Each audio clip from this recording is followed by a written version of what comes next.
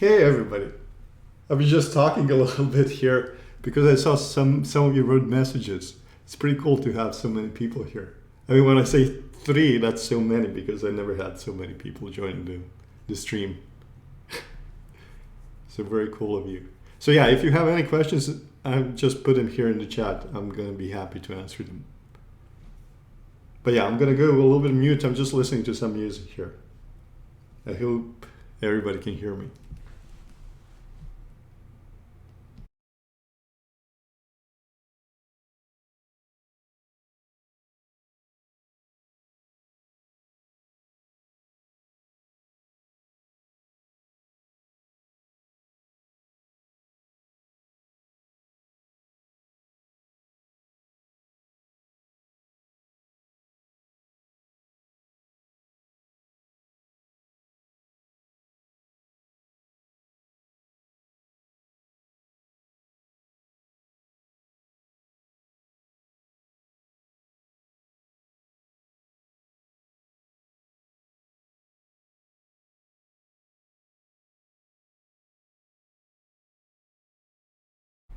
Yeah, that's fine. No worries. If you do have some questions, let me know. But yeah, I don't have much to say about what I'm doing here.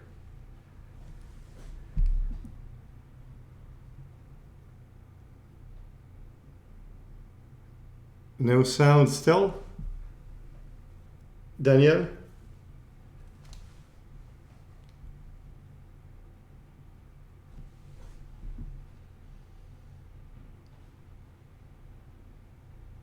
I hope you can hear me. I don't know what's happening yet.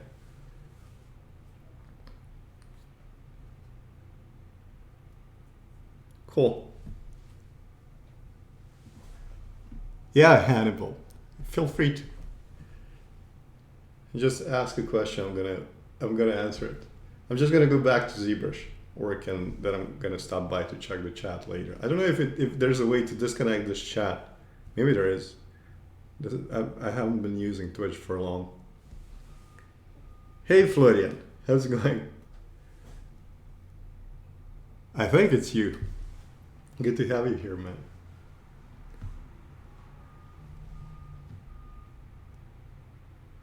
You finished with work, you're still working.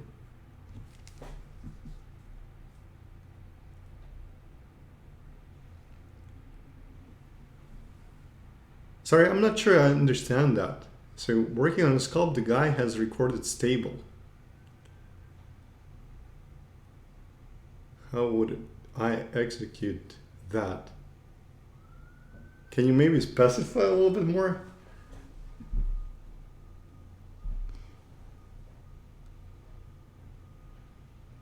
Sticking out. Well, stubble, okay. So you mean like stubble for print? Or to remove stubble? I'm not sure. I can show you if you, like, I'm gonna get to some of these later on, so I can show you that. So you mean how would I sculpt that, or how I would remove it if it's already in a model? If somebody, I'm not sure what this is referring to.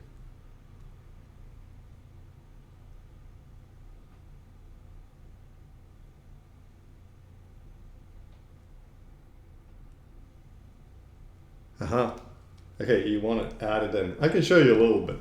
I can show you right now. I would just go here.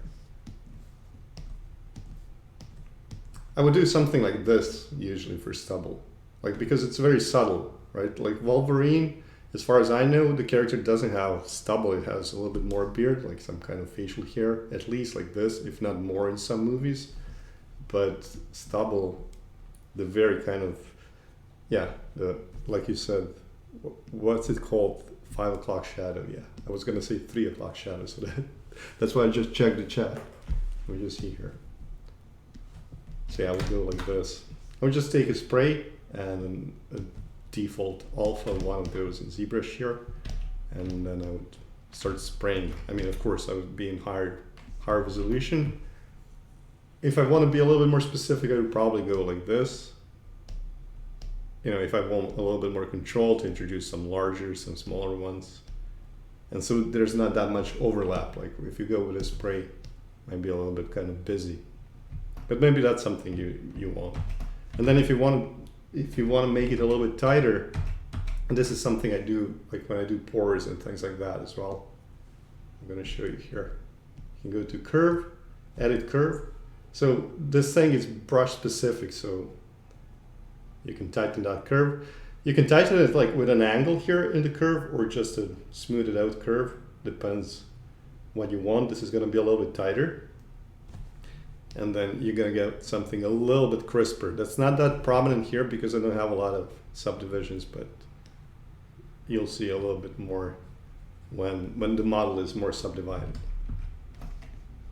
Yeah, does that make sense?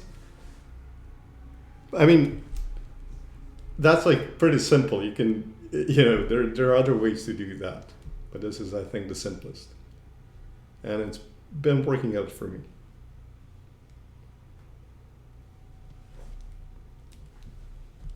Okay, cool, yeah. You can give it a shot and see how it looks. And then if you want a little bit more variety, I don't know, like in terms of the details, you can go on lower sub D, bring it up a little bit, or bring up the brush size a little bit, and then introduce a few with lower intensity on the higher on the lower sub D rather, and then you're gonna get some kind of breakup on the skin as well at the same time. Yeah, but I'm gonna get to that here in this portrait. I'm not sure if it's gonna be during this session, but yeah, then you're gonna see the result of the same approach that I just showed. Cool. I'm gonna go a little bit and sculpt.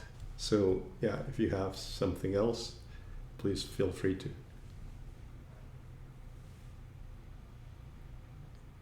Yeah, I think displacement brush also, same thing.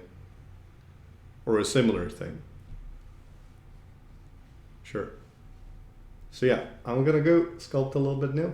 So I'm gonna check the chat soon. Sure.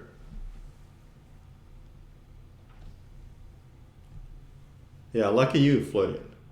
I don't have work right now, so I'm always lucky. I'm gonna go back.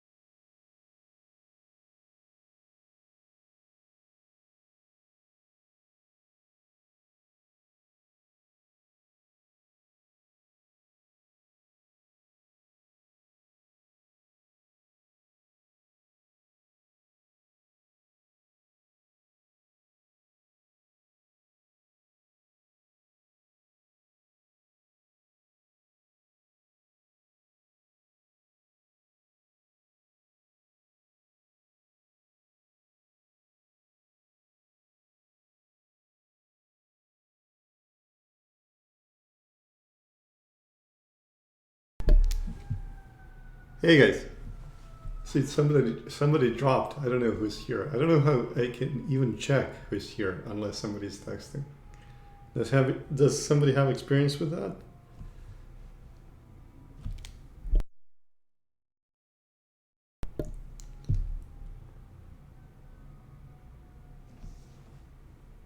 Maybe somebody dropped out because they're not a fan of Croatia or this World Cup. But I really think he has interesting features going on, almost like a Sith Lord, like Darth Sidious here around the eyes and with those wrinkles. Like he didn't have that many when he was younger, and that's like last time I saw him, about this age, he didn't have those wrinkles yet. It's pretty cool.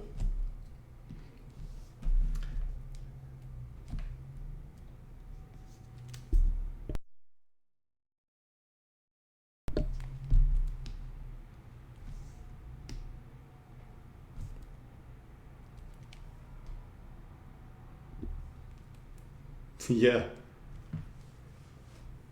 yeah, very bony look, which is a good reference also for studying anatomy in the face. There was a nice chat flooded yesterday. I really enjoyed that. I had so many other things that I planned to do yesterday, but then everything kind of became secondary to the subjects that we were covering.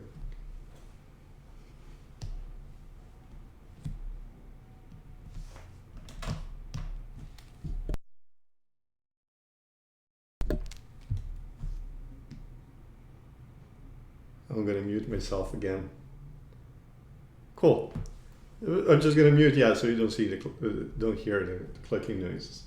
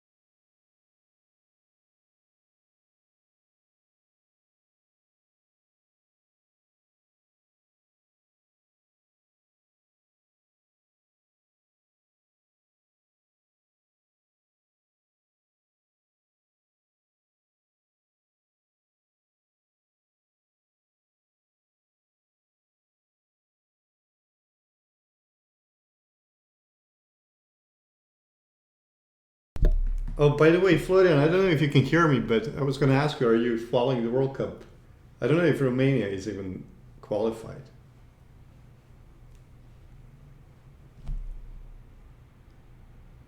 Okay, muting again, so you didn't hear the clicking.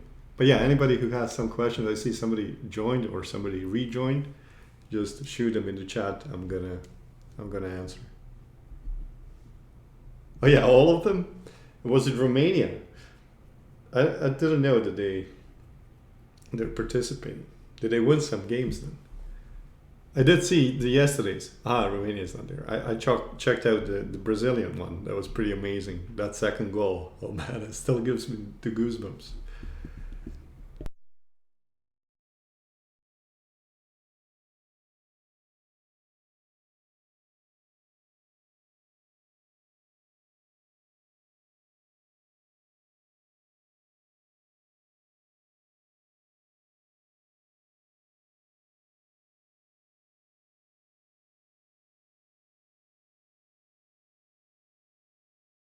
Yeah, it was a great second half for Brazil, but I saw also just the highlights of the game between what was Portugal and Ghana. That was so sad because they were so good. The 3-2 score. But I didn't see the whole game. Yeah, that was super impressive. I was super surprised by the Ghana team.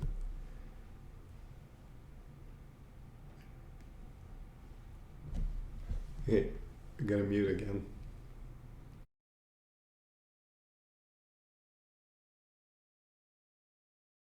There's another reason why I'm muting as well. It's because I'm listening to some really embarrassing music when I work.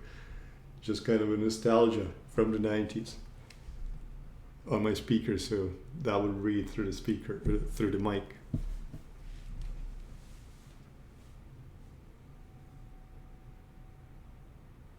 Ah, yeah. Okay, yeah. Yeah, because I was like, I watched a game and a half yesterday. I have it here on some Canadian streaming on demand. And and I noticed that my head started hurting, from watching the screen that much attentively. Yeah, yeah. Yeah, that's a good idea, actually. I might do the same because it's been pretty spectacular.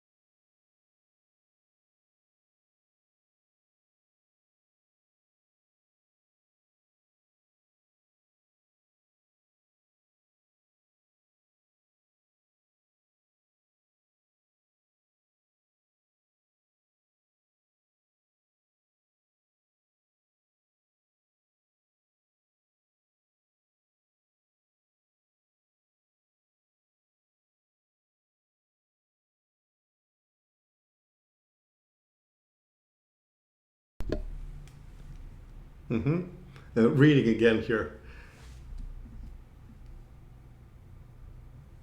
Yeah, yeah, I'm gonna do the same. Yeah, and tomorrow my wife is we're gonna watch Mexico because of her, and then Sunday is gonna be Croatia versus Canada, and I'm here in Canada, so that's gonna be fun. Even though nobody cares for sports here, and even more so for soccer, as they call it here. But yeah, nobody really pays attention to that kind of thing here. So, yeah, so I haven't had any issues being a Croat in Canada. Not yet, anyways. Yeah, yeah.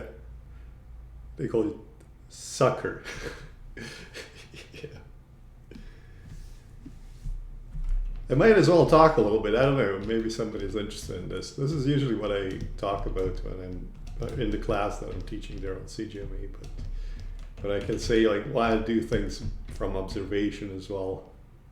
I think it's definitely more fun for me, more enjoyable, and every time I do a new portrait, it's a new learning experience. I pick up on new things. Whereas with base meshes, it's kind of limiting and restricting in a way, and kind of I don't get the sense of the form as much, or am not paying that much attention to the form because it's already the primary forms that are laid out in the base mesh itself. So, so that's one of the reasons, and the other one is just more fun. And the reason why I don't do Dynamesh, I do it maybe later in later stages, but this just feels kind of like sculpting in real life for me in clay. There's a bit of a struggle going on here, smoothing out the forms.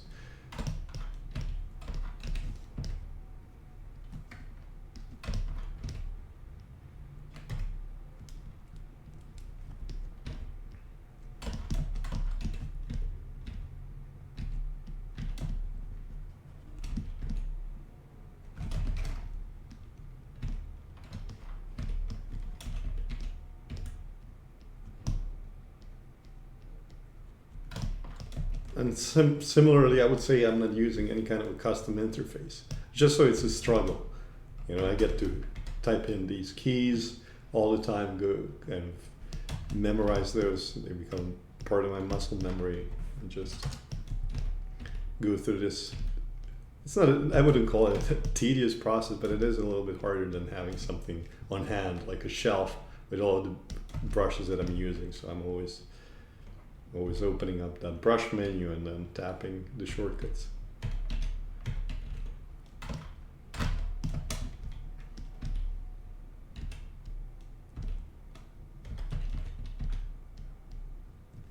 I don't know who's here. I'm seeing 4 viewers, but again, I have no idea how to check who's here.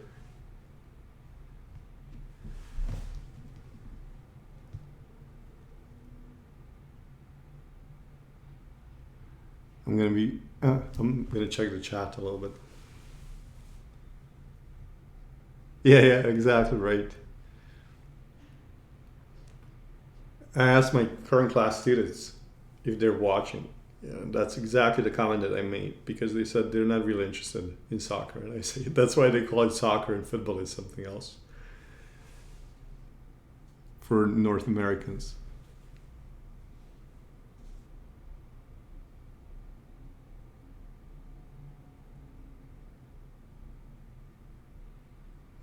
Yeah.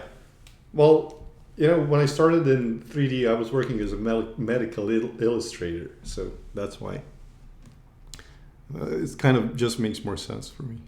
I never studied any kind of. I did a little bit of sculpting because I studied at Academy of Fine Arts, but I was studying animation, so that was kind of a major of mine. So most of the subjects were revolving around classical animation and some drawing, but not really sculpting. So I don't have that approach, the planar head and things like that. I always sculpt in this kind of forensic way. It's a skull, a little bit of muscles that are more prominent, like the masseters and the temporalis there in the temples, and then take it from there. Yeah, well, yeah, it does have structure, and yeah, I'm just and when I build it, I don't know if you joined from the start, but I start not looking at a portrait because my reasoning is because of the tools in ZBrush that you have on Move Brush and things like that, and the undo and so on. You don't have to necessarily always build from scratch thinking about the likeness, and that's how I start on the model and get to portrait much faster. So I built a generic head just from memory. I know kind of the alignments on average of the cheekbone to the nose, or the tip of the nose to the lobule of the ear, the relation of the maxilla with the extent of the teeth to the eye socket, the temporal lines, the relation to the orbit and things like that. So I go by that. And then later I pull out references because basically, once those forms are there, it's just a matter of adjusting, checking on what plane the points of each kind of curve of the face, if you will, kind of align to one another. So you have the medial corner and the lateral corner of the eye, and then this one is a little bit higher, and you can help yourself, or I do it at least, like by just going to the end to the frame of Puroref here, and just check the outer corner in relation to the inner corner, and I see, okay, that's a little bit lower, and things like that. It's a good exercise, and that's more of a traditional approach, I would say, in that sense at least. Like definitely having X symmetry is not very traditional, or doing the undo, but if you see, I don't do a lot of undoing here. I'm just adding form and then cleaning up for the most part, unless I make a huge mistake on the model. And then later in details, that's when I do more undoing. Try some wrinkle or pores, and then if it's too intense, undo things like that. But for the most part, I don't even have a need with this kind of approach to use undo that much.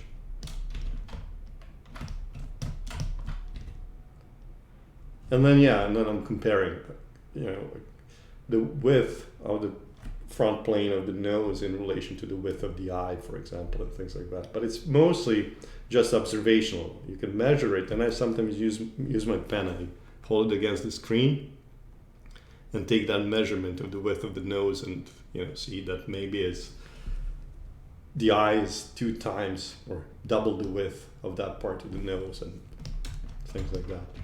So I apply that for the whole face, for the whole portrait.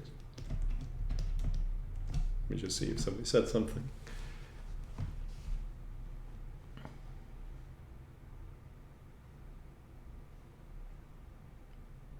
Yeah, that's a good idea. I like for my students at CGMA, I advise everybody to sculpt a younger face because it is so much harder to capture, especially a likeness, because with a lot of wrinkles, a lot of character comes out, and those are kind of points on which you can focus and read the likeness a little bit better, more easily. And some of them, if people have a lot of wrinkles, Keith Richards comes to mind always. Some of those wrinkles obscure the underlying form, so it's a little bit hard to understand whether somebody, but by just portraying somebody like that as an exercise would be good portraying somebody who is younger, because you don't really get a strong sense of the underlying form.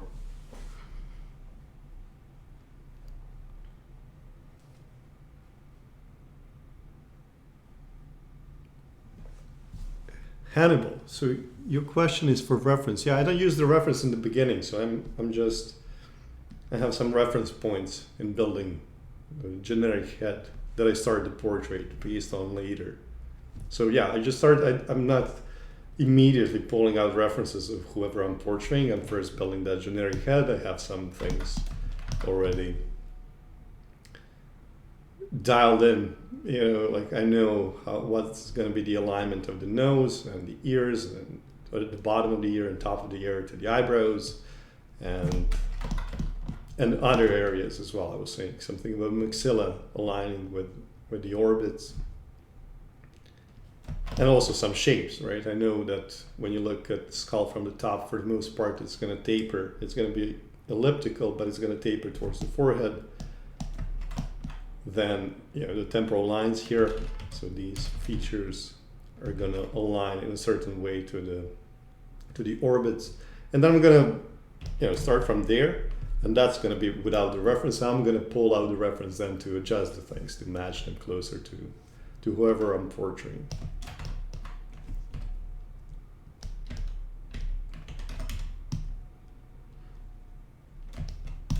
I don't know if there was something else.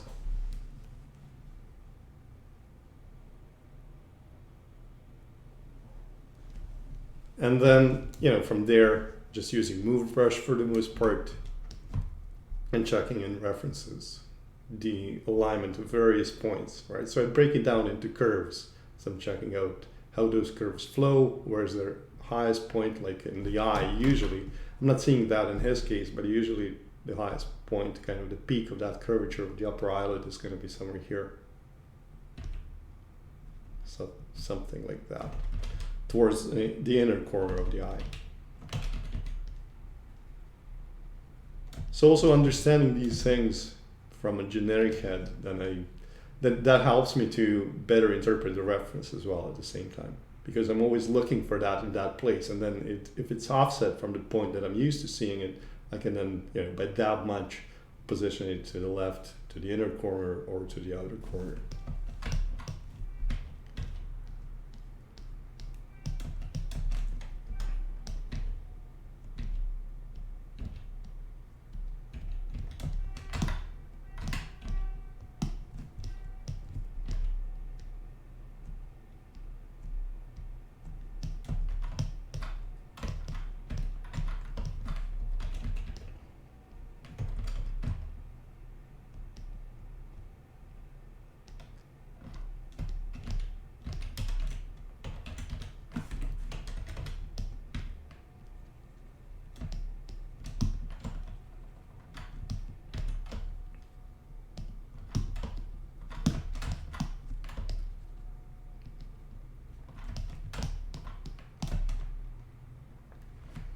Just need to find a better reference for that side view.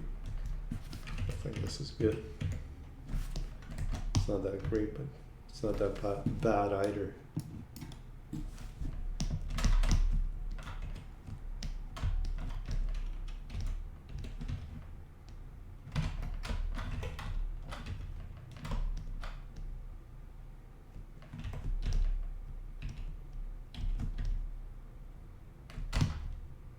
Yeah, and then the ear, the same thing, right? I built without the reference, just knowing the structures of it. It was 4 main ones.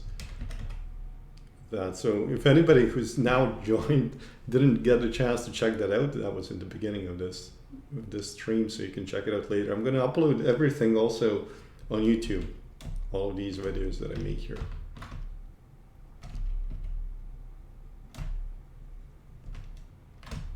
Because they go away from Twitch within like 2 weeks or something.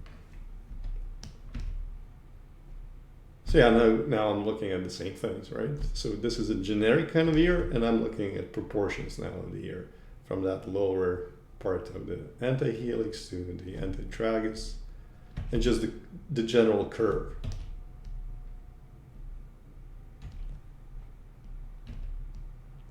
Right, and how many times would that fit inside of the entire ear?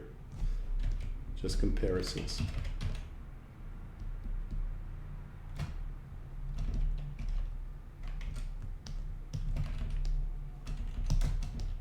So, something like that. And yeah, the reason why I go from one to the other is just to refresh a little bit as well. Or I get a little bit kind of fed up with one thing, don't really see things that much, and then I go back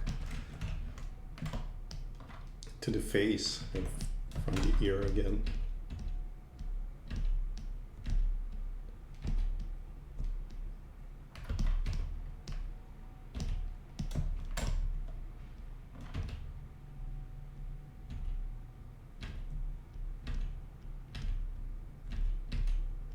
And yeah, if somebody knows how I can enable the chat so I can see it here, maybe there's an unpinning option. I wasn't able to do that. So I can pin it so I can see who's texting without having to minimize ZBrush every time.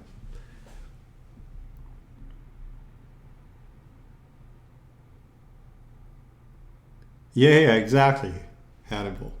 That's exactly right. That's what I'm doing, because ZBrush allows that, right? It's different than traditional media. If you're going to portray somebody in clay or in stone, you would need to, from the get-go, start portraying that person and making sure that the proportions first are right and the forms, because everybody's going to be different. But in ZBrush, what you can do is you can just move things around.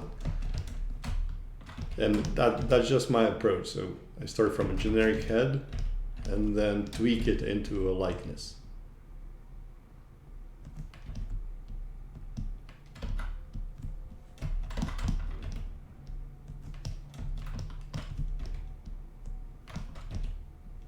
But I know that people who come from a drawing background, and I do sort of come from a drawing background, even though I haven't drawn traditionally in a long time, but they have an easier time just going for the portrait immediately. So I think it depends. There's no one way to do these things.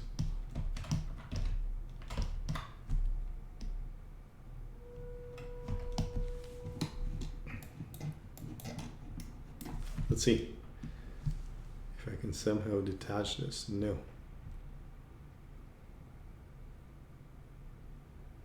I'm checking out the viewers list, and at the same time it says 4, but I'm seeing many more people here, so now I'm intimidated. Let's see how it is going to work out.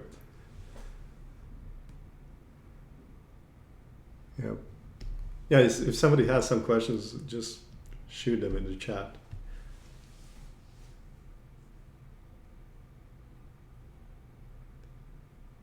Okay, so I'm going to look into that then, if it's possible to keep it longer on Twitch.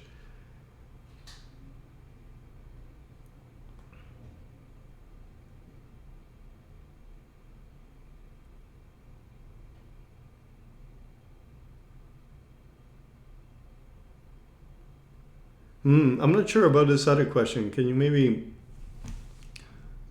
explain it? I'm not sure if it's because of the typos or something, Hannibal. Sorry.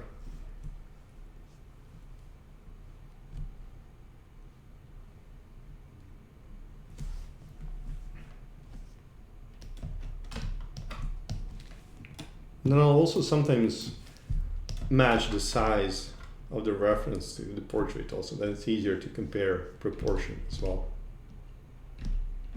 And what I tend to do a lot is I just quickly glance from one image to the other. It's kind of a flip book that then happens mentally. Like a flip book effect when you're seeing, like, find the differences, that kind of thing. Right? So you see like some of the curves don't really work.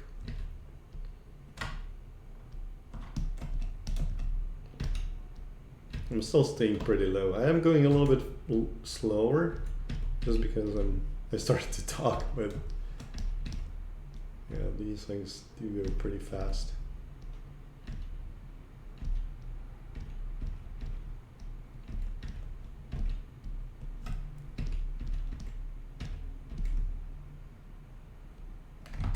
And then checking, right, I'm finding in any kind of curve that I'm seeing from all of the angles, I'm finding breakup points in that curve. So for example, in the chin, it's somewhere happening here and here, and then I'm checking out how does that relate, on which plane it is in comparison to the eye and to the width of the nostril and things like that. And that gives me a sense, okay, the chin was way too wide before. It's a long process. I usually never finish a portrait the first day anymore, and kind of say, okay, it's done, because I tend to overlook many things when I'm building a portrait. So at least giving it one more day. And I'm talking personal work, of course. Like if it's something professional, it would take perhaps a bit longer. But yeah, I think it's always a good idea to refresh. Probably everybody you heard talking about that has said the same thing. But it is true. You see so many new things that could be pushed further if you take a day off, at least a day off.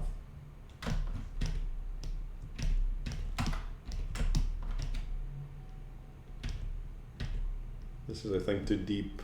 I'm getting a lot of shadow here, but yeah, it's gonna get there.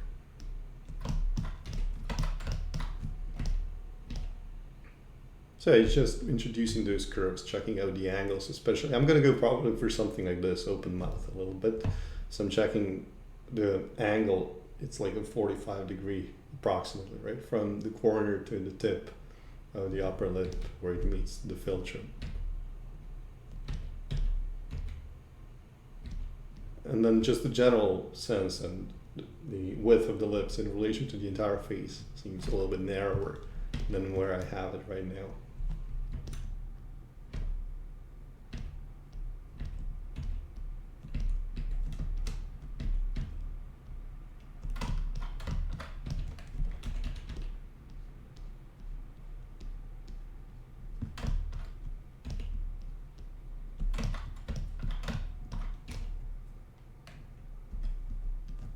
I'm starting to see a little bit of lightness here. I think from a 3/4 a little bit more.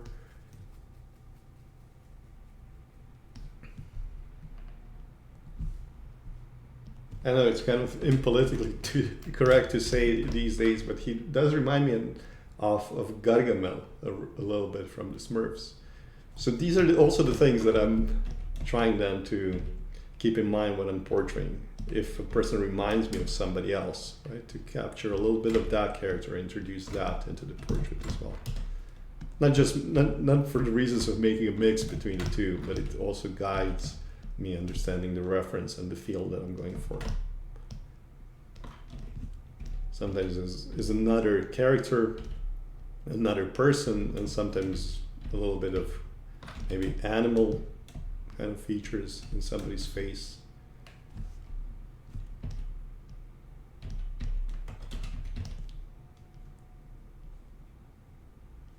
Also, this wrinkle, like the first one that I positioned, was obviously too wide because it should be a continuation of the nose.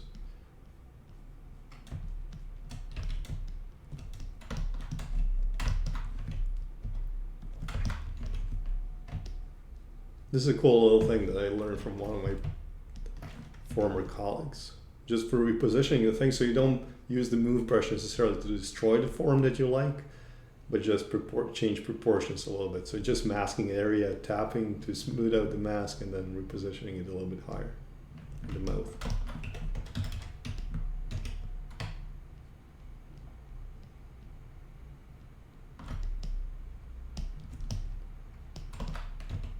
And this, I don't necessarily see things in a reference like this little mass of underlying muscles connecting to the corner of the mouth.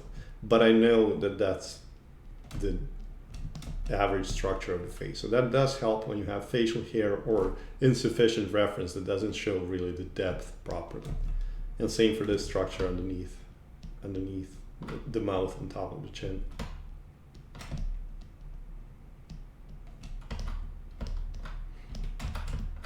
And maybe at this time, let me just see for how long has this been going. I don't even know how to check that. Anyways, Yeah, I see it. 1 hour, 13 minutes. It was pretty cool. I do like these kind of speed sculpts, as they call them, to get an idea out quickly.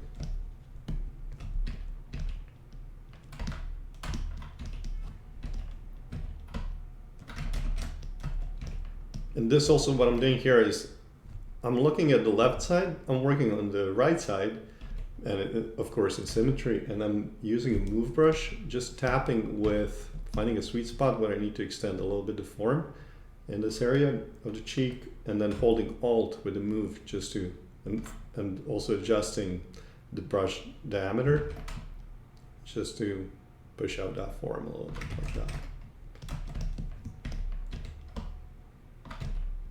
Alt for Z subtractive of the move brush, just a shortcut. Gonna add a little bit of that masseter here. So yeah, these things are just memorized, right? How muscles connect to the bone, and as I said, the relations of various features to one another.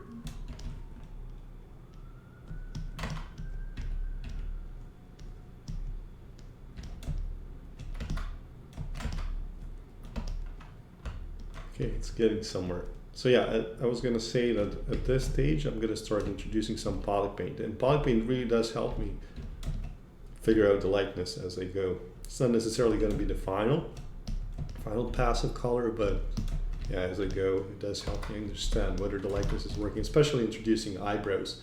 But then I'd rather just start introducing the skin tones as well.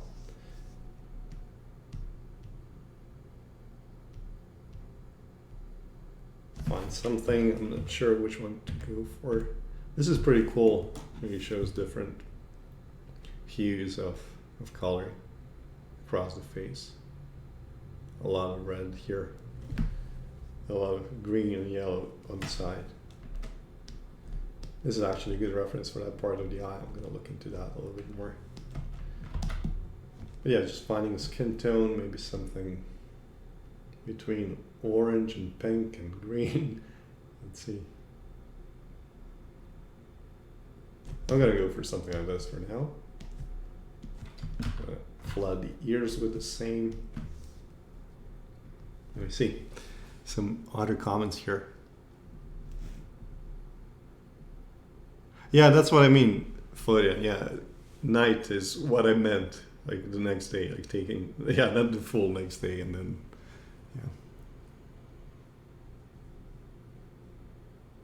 yeah. Yeah. I get the same feeling.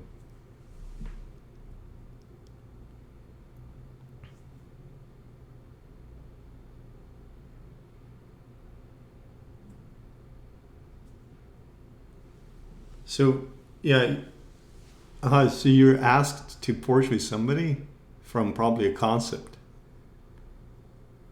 or just an image, right? Like a flat image, if I understand.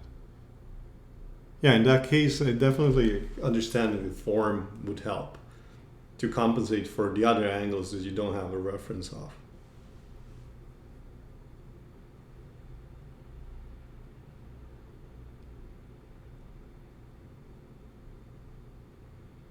Let me see if I understand this last part.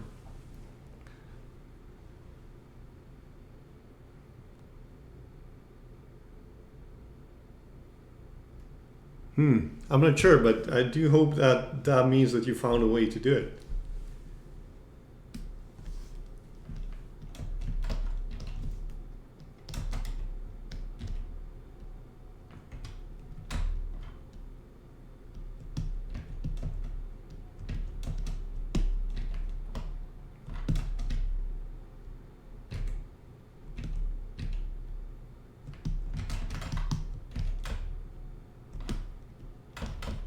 Also, it's pretty cool here in ZBrush you have these shadows, so you can see whether the form is a little bit disconnected when you check it out from various angles. So that's very advisable to do.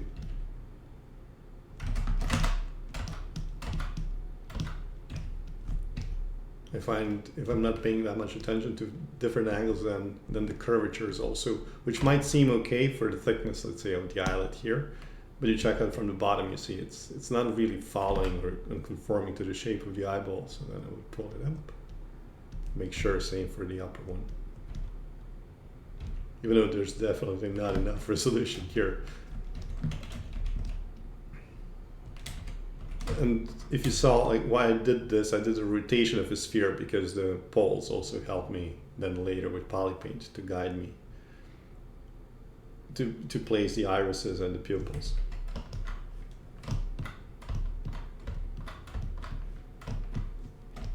He does look like Darth Sidious.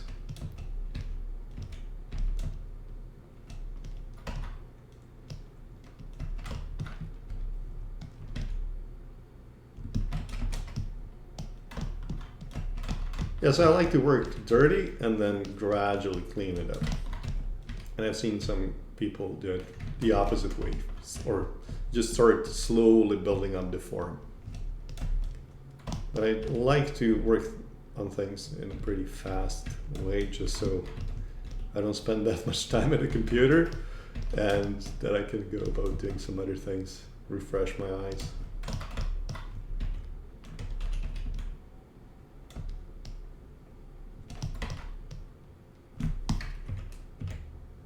I'm gonna go for this one. It's pretty cool. I have a reference showing everything. Yeah, and now I'm always matching, for the most part, 3/4, front, and the side view. And also checking out the alignment of the brow here, the angle of the brow that's visible, so it's a little bit lower, like that in his case. Also, just checking out the curves constantly and relations of various breakup points. And those breakup points, every time I'm going to look at something else, right? So maybe in the curve, like how this point, most protruding point of that curve relates to the brow. So I'm going to push out that a little bit more here, making it a little bit wider.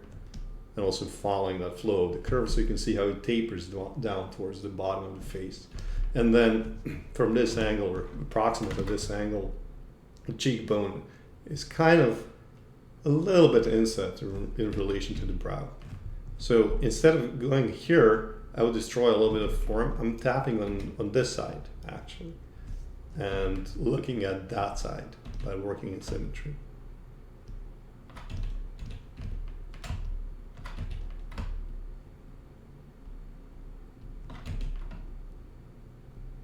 Maybe indicating the zygomatics a little bit more. But then again, like I'm like getting that proper angle there. Again, it has tapered towards the bottom of the zygomatic bone, the cheekbone.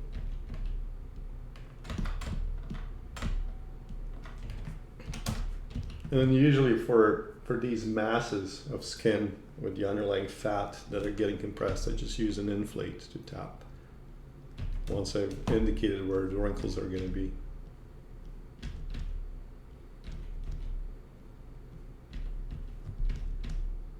And there's so much subtlety here. It's also good to understand some of those underlying muscles in a manner that they pull the skin, right, to properly interpret the reference. Like that corrugator supercilii here, pulling it almost diagonally. Not really, a little bit more vertical in his case.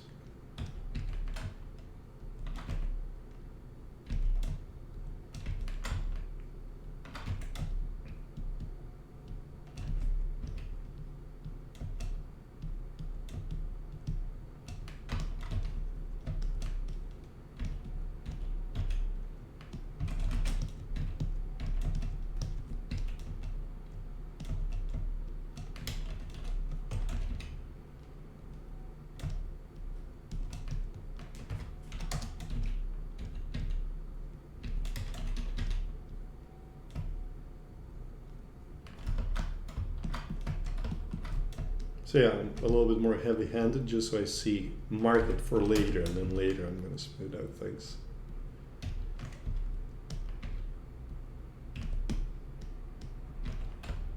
Just find that angle where to adjust that curve. And I see this breakup that's happening here in the lateral side is a little bit too high. in relation to the corner of the eye, so maybe we'll work it a little bit more.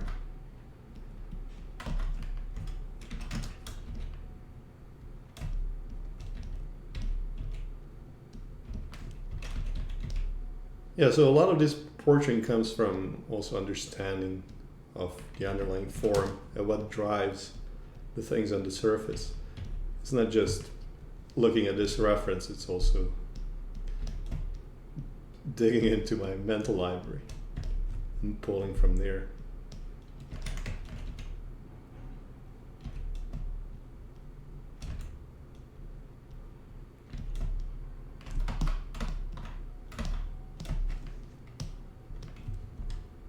And then for the eye, you have the thickness of those edges of the eyeball or the eyelids. They're pretty uniform in terms of the thickness across both eyelids, but then here towards that medial corner on the upper eyelid where the carbuncle is going to be. So that's that little thing. It looks like a little chewing gum here in the corner of the eye. That's where it's going to expand a little bit more, so it's going to be wider. Maybe not as wide as I introduced it, but a little bit more than where it was.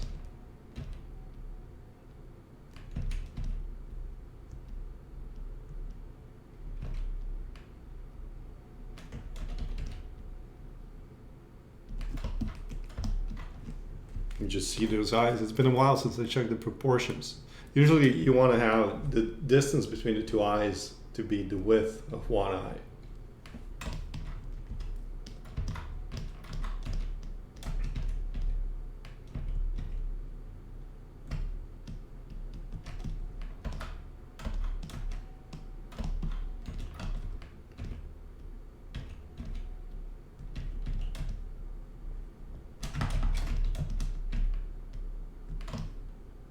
And then the reason why I'm working with ears that are disconnected from the mass of the head is because, as I said, I started with a regular sphere, and I would need to subdivide that way too much to be able to get that shape. So I connected later either with Dynamesh or just straight start to retopo on top of these combined elements of the head and of the ear.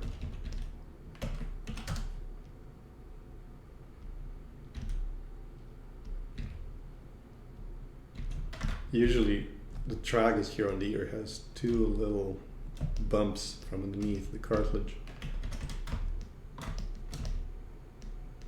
I mean, the cartilage has those two bumps.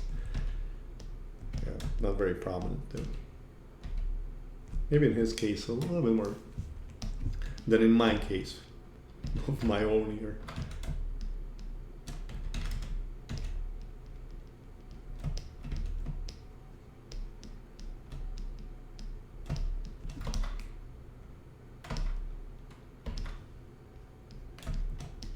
And then also when it comes to the ear, I introduced those four structures of helix, antihelix, tragus, antitragus, and I also know how they relate to one another on average, right, from different angles. Right, so I know what's going to be the relation here between the top of the helix, or top of the antihelix and the helix. It's going to be kind of a triangular gap between the two in the 3/4 view. There's going to be a little bit more depth here, that central cavity. Also, from this angle, the tragus is going to sit on top, or the helix in relation to it from a 3/4 is going to be tucked in this part where it enters the center of the ear. And then same from the top on the antihelix and the antitragus, there's going to be a little bit of an indent, like so. Indent in that curve, and a transition from one form to the other.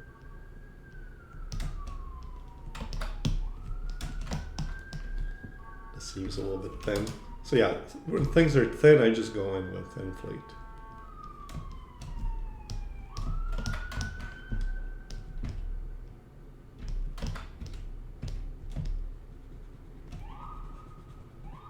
And this is cool, even if you have not very practical topology to work with. You can smooth out with a regular smoothing operation in ZBrush, just tapping and smoothing, and you're gonna get that weird pinching where the topology is like this, where you have poles.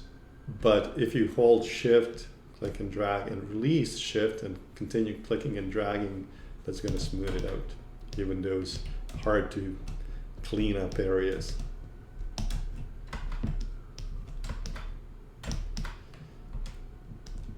I think this is definitely too much. I don't remember this being as deep in his case. I'm maybe pushing out the bridge of the nose a little bit.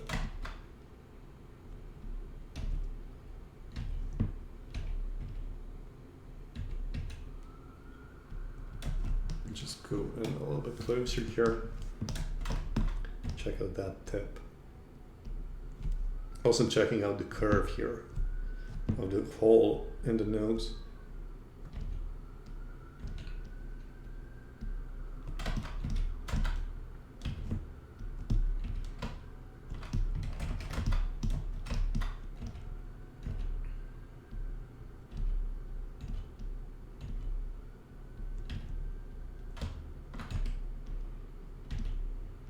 I'm not seeing these wrinkles here. It's way too young here, so I'm gonna just stick to the eye right now a little bit.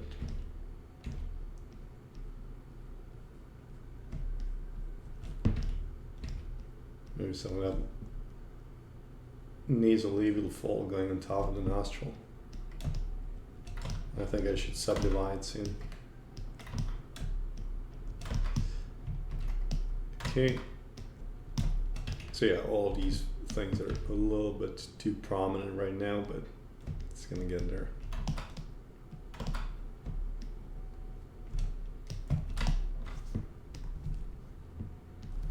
Just save out.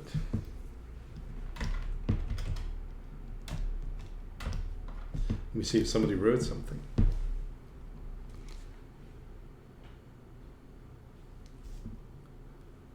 Yeah, no, so Hannibal, to answer this question, they're not specific, right? I always check out different points of reference, right? And when I'm creating that average head from which I'm going to create any kind of portrait, I'm not going, I'm simplifying it in my mind. I don't take a specific reference and try to match that.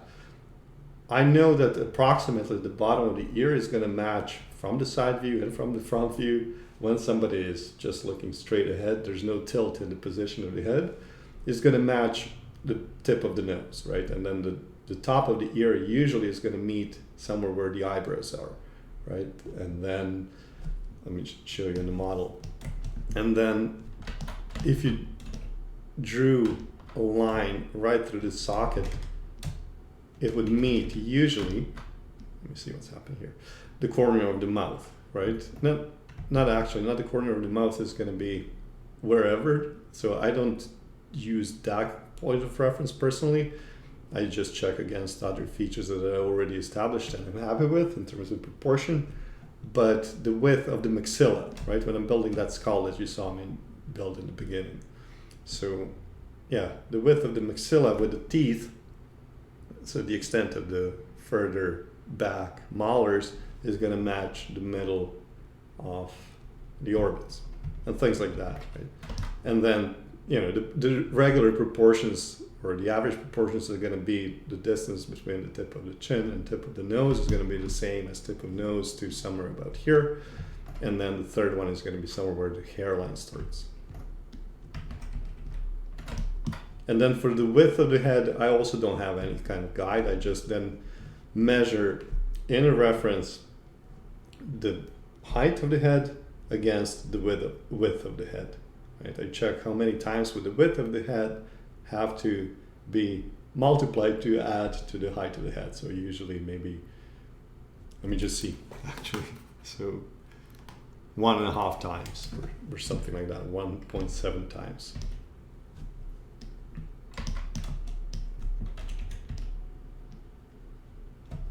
Let's see if you wrote something else.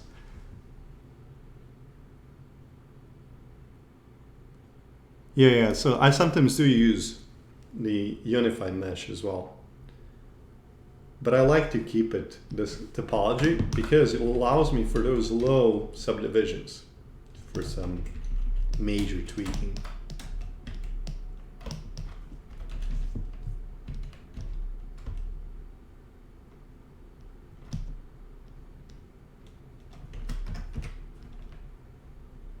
Flatten things, H-polish is what I use for that.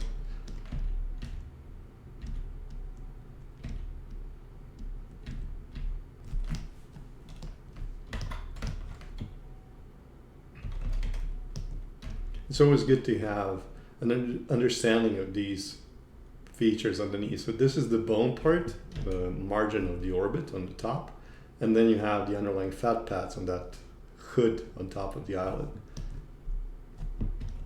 So it's two different planes.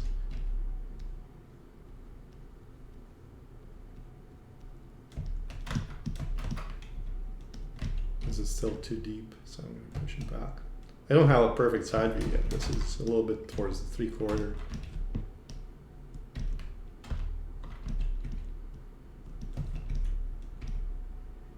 And yeah, also, this is pretty cool when it comes to him because you can really see the bone landmarks underneath the skin. But yeah, I'm paying attention also to keep those and matching those curves. Even though here I'm seeing a bit of a highlight in the specular here, so this is a little bit more prominent here in the lateral part.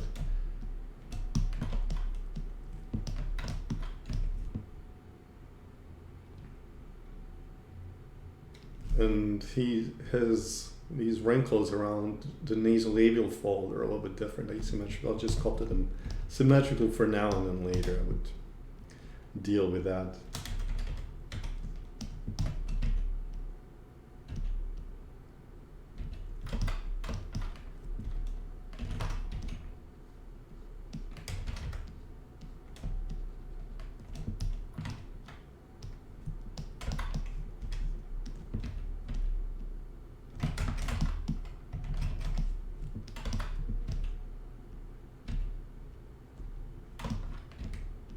This is also something from memory.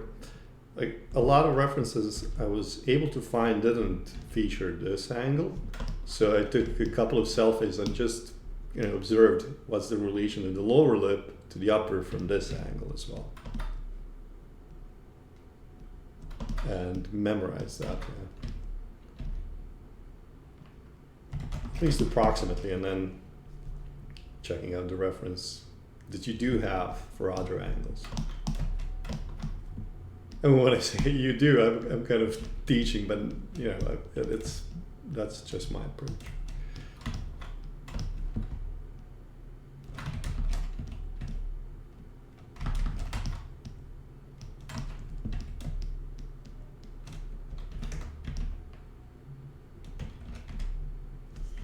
I need to restart all these brushes or reset them just to not have that pore brush or the stubble brush.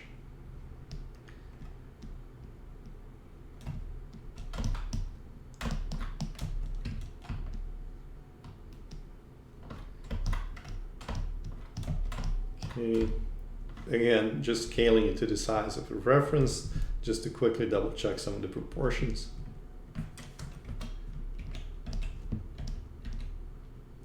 Yeah, I said I was going to start with the poly paint, but I didn't really, so yeah, things like that happen. You discover something else that I could push further and then postpone the next stage for a little bit later.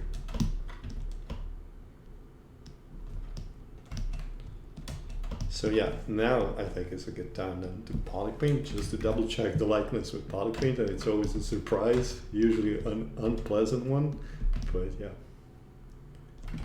It has to happen. So I'm gonna do first the eyes. I'm just gonna do a different material here. I like to have a nice specular highlight in the eyes while I'm sculpting. It just helps me with portraying. Gives a little bit of realism to it all while it's all in progress. So let me see if I did that. Yeah.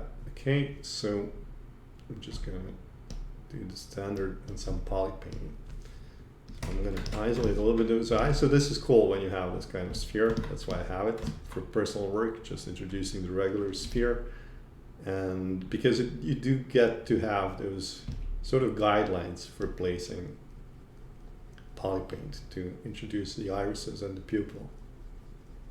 And I go somewhere about here. It's usually the width of this part of the iris is 1/2 of the width of the entire eyeball.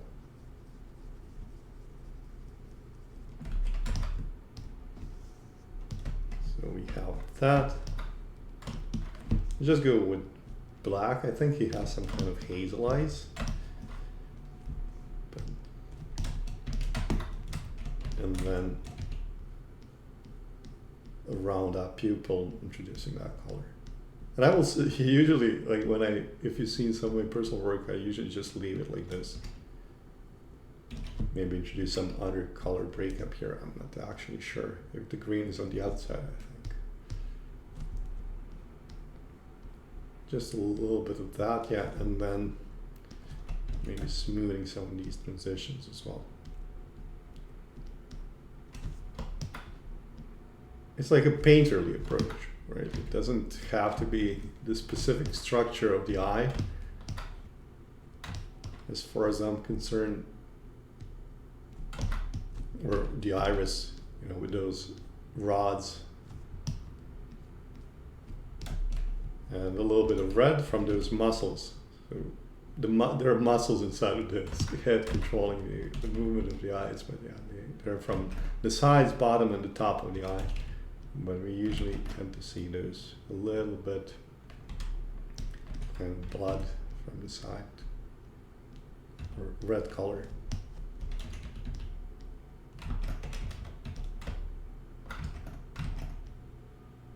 Okay, on a wrong subtle. Oh, just a sec.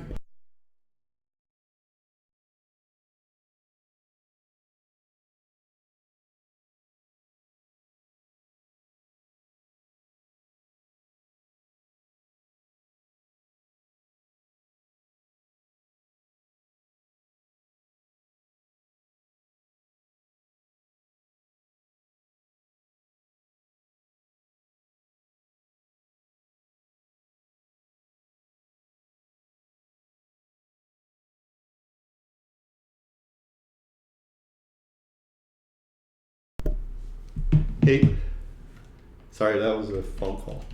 Okay, so I don't know what I was saying.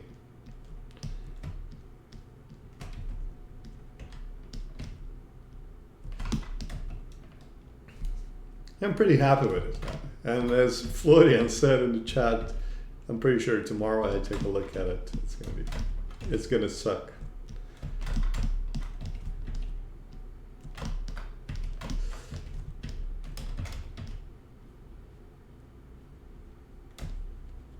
But that's normal. You just have to make peace with that. And consider it a part of the progress and the process of sculpting on anything at all.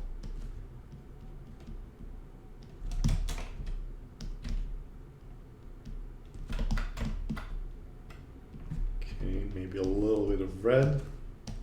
So when I set up this brush to poly paint, I'm going to use this alpha. Again, I don't have really specific brushes or any kind of custom made alphas. It's all just default within ZBrush, and I do tweak it a little bit maybe, but yeah, it's just ZBrush 100%.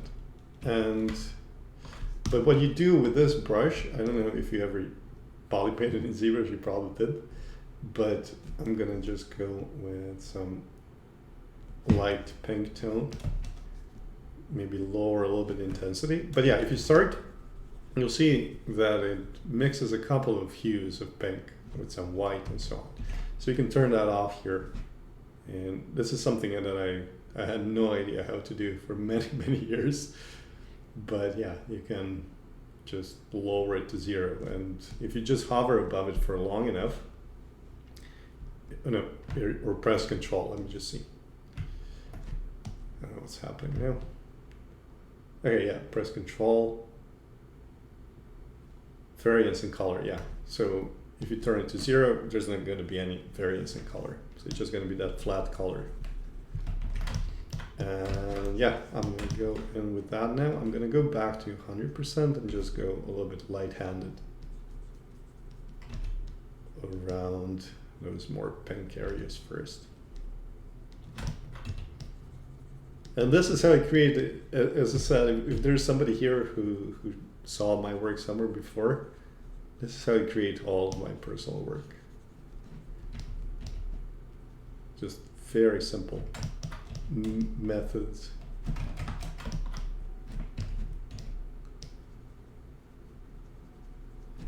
He's crying here, I just noticed.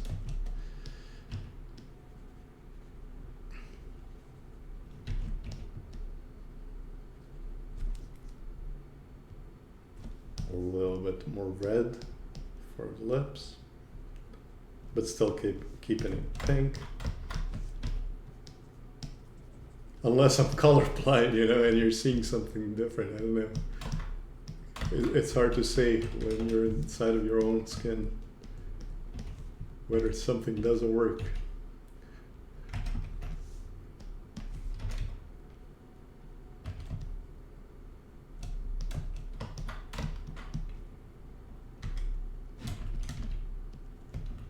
Just gonna go on the lower a little bit.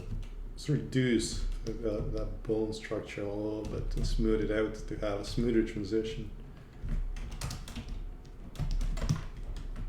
The back of the head bugs me a little bit.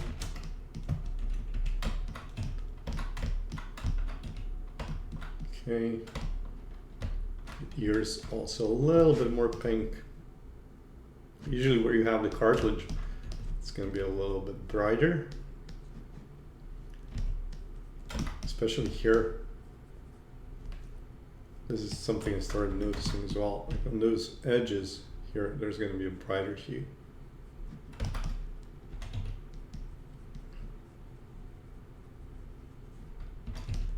So same for those peaks of the tragus.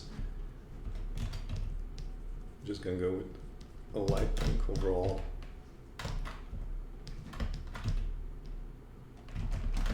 Yeah, I don't see him without a hair, but tweaking also things so they look a little bit more natural.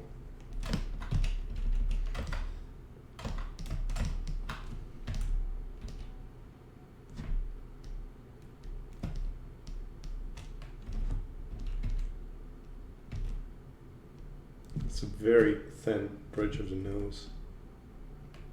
And we check out the nose, and this is also another principle maybe for what Hannibal said or asked about, is that, you know, when I build the nose, so here would be those nasal bones, they're kind of like this, so they're a little bit narrower at the top, where they start off the underlying bone, which is the frontal bone, and then you have the cartilages starting from here, which taper towards the peak of the nose, and then you have the alar cartilages here at the tip. Then have this little coil that goes inside of the nostril, and usually the nostrils themselves connect to it like that from underneath.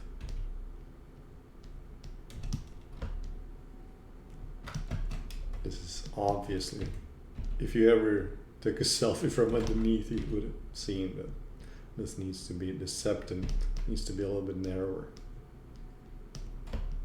And also from what I kind of saw in other references, you know, the shape of those nostrils, the spherical shape, or not spherical, the elliptical shape that's at this kind of an angle, right? So the axis goes towards, from the width of the nostrils towards the tip of the nose.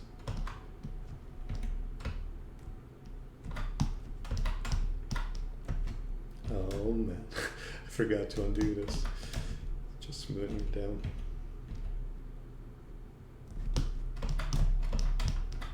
Yeah, the side view, I'm still not seeing a lot of likeness here.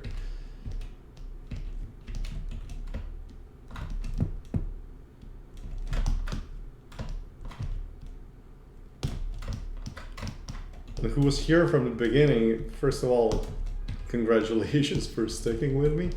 And because I know this is not all fun, which also reminds me of those talent shows. You know, they sometimes try to introduce somebody who does art, but it's always so boring, whatever they do. So they need to kind of do some kind of performance with the art that they're doing, but they never win. It's always either somebody singing or dancing. But there you go. So good on you if you're that patient to stick with this. But yeah, I was going to say in the beginning, why I spread out those polygons is just to have enough topology of that sphere that I pulled lower to introduce some of these cartilages here.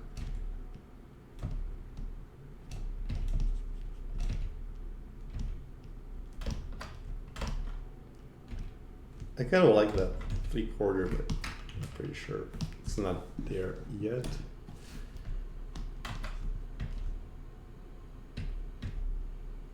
And then checking that peak in the curve, right? How does that relate to the eye?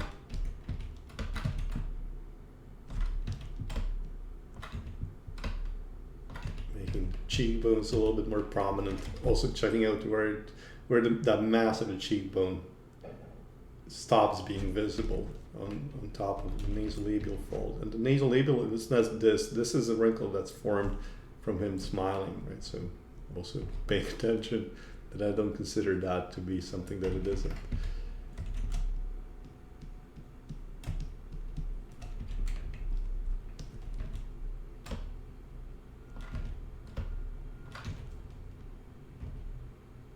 And again, checking that curve, it opens up more towards the lateral corner of the eye.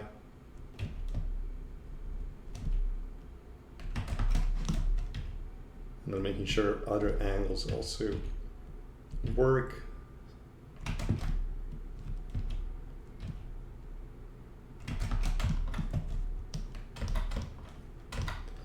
Okay, it's time for teeth and then some hair placeholder. Eventually I'm going to do some X-genning on this, but first teeth. I'm just going to start with a shape closest resembling the shape of the tooth.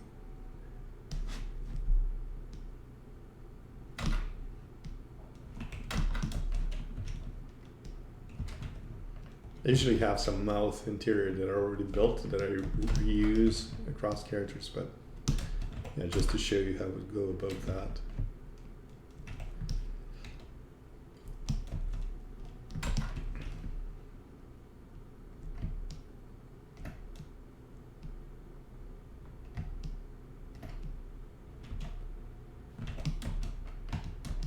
I think that's enough.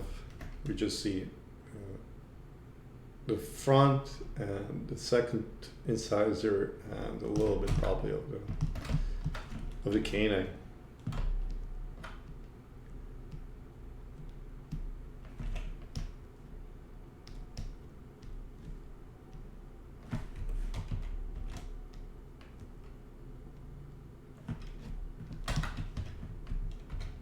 I would usually build just one of these and then adjust it, but yeah. Obviously sometimes that's not the case. You just forget about the things.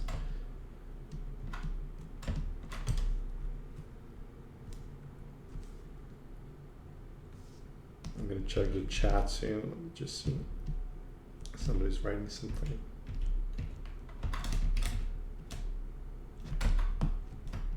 And yeah, and then the teeth are of a specific shape. They're not very rectangular. You can check out H polish for things like this.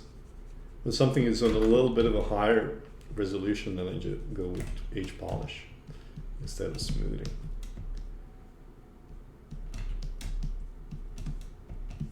And this is obviously not the thickness of a tooth that's proper, but I'm probably never going to show this character that much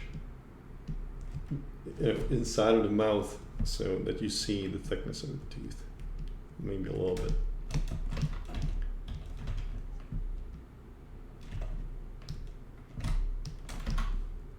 Just something to help him with the likeness right now. It's not the final or anything like that.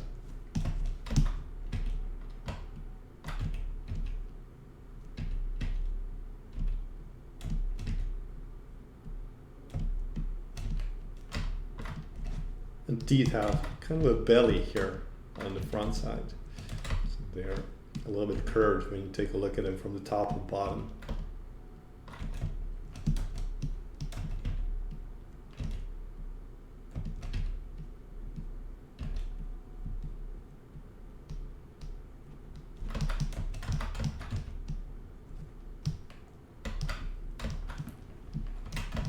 And then the chat, let me see.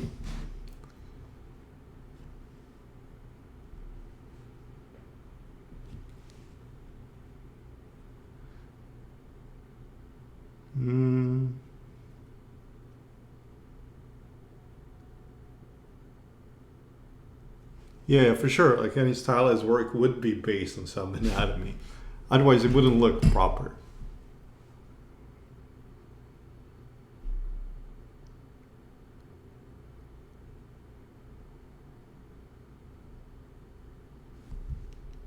Yeah, yeah, exactly. So you have this part here. This is the mass, but a lot of these muscles are connected. What happens is, you're pulling the mouth with the zygomatic muscles towards the back, towards the ear. And so because you have the nasolabial fold that everybody has, before we grow old to get this wrinkle, but no, not everybody has it as prominent.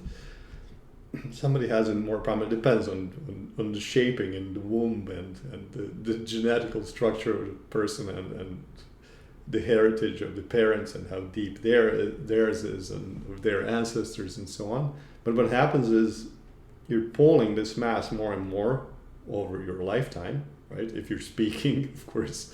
If you're just staying frozen for most of your life, you wouldn't probably get any deepening on the nasolabial fold. But yeah, so these masses are compressed. So you're pulling the corner of the mouth outward in a smile or when you're talking and so on. And so this mass just becomes more and more prominent here between the wrinkle and the corner of the mouth. So you have that. And different people gave it a different name. I tend to rather just say a mass nowadays. Yeah, just it's kind of a bulge. But yeah, it's pretty important to have that. Even though me personally, I do not have that. Because my mouth is a little bit different. My own mouth is a little bit different. I have a kind of an inset lower jaw a little bit. So this is all just one big mass here. There's no disconnect here whatsoever. So it also can happen. But yeah, this is the area I was talking about.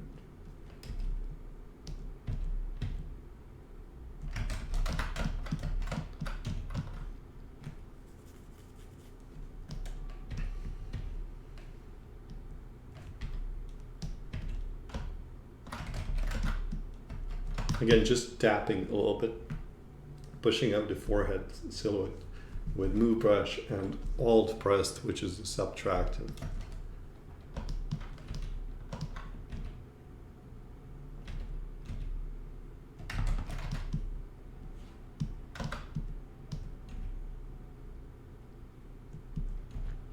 Again, just checking various angles, making sure everything is tight based on what I've seen in references from these angles, not necessarily his own face.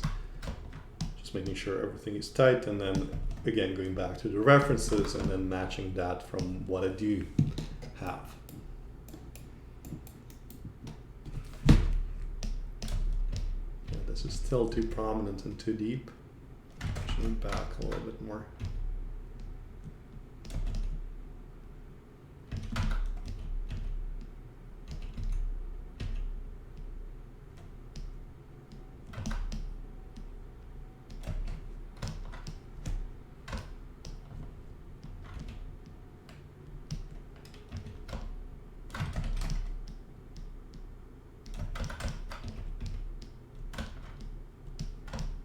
Okay, here, finally. Placeholder. Something a little bit more current, I think. This is this season or last season.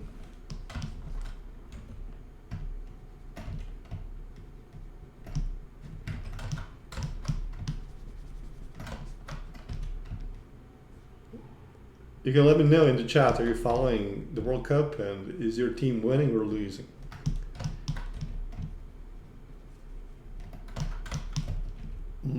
Our team, the Croatian one, so far only had one game and it was a draw with Morocco.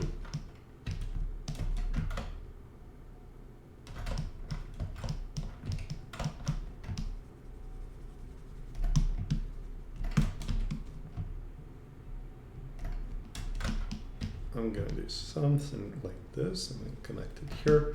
So this is gonna be a mask. I'm gonna do an extract off for the hair.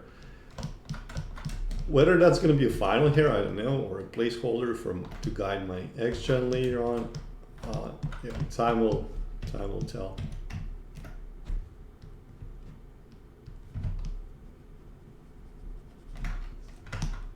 Something happening with my tablet. Hopefully it's not broken. It released my pen, but then it still kind of doesn't register as if I took it off the tablet surface. So let's go a little bit lower. So I'm just going down the subdivisions to make that extract so it's not too dense. At least when I'm starting, I can then subdivide it later. And then I'm just gonna tap the front faces so everything is masked here in the back. I don't affect that. And then just going for some general flow quickly here. This is strange speaking to myself, yeah. I do sometimes do that, but I have no idea if somebody's listening or not, so it is a little bit weird.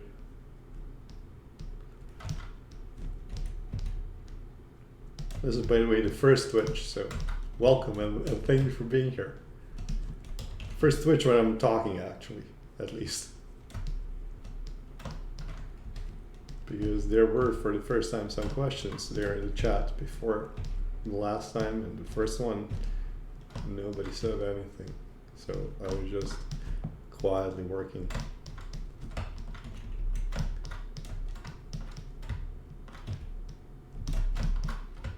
Teeth a little bit too low, probably the mouth as well.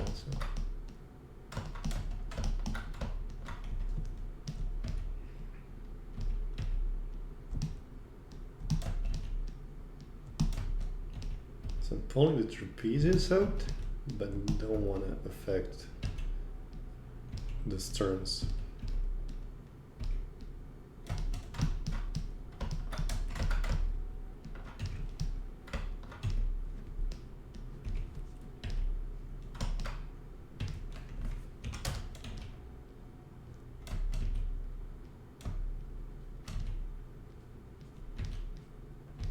See for how long has this been going on? 2 hours now. Okay. So yeah, this is also something to do like speed sculpting. Before I was thinking like 3 hours is fast to get to see some likeness in portrait, but now it tends to be a little bit quicker, even though it doesn't sound like that, right? Because it's not as exciting as me dancing, but yeah. But it is pretty fast otherwise. I'm always kind of surprised. I mean, the more you do of these, in this kind of way, the faster you get. But then I would take probably a couple more days, a few hours each day, just to get as close as possible. Let's see what I'm doing here. Okay. So I'm gonna dig in here a little bit more.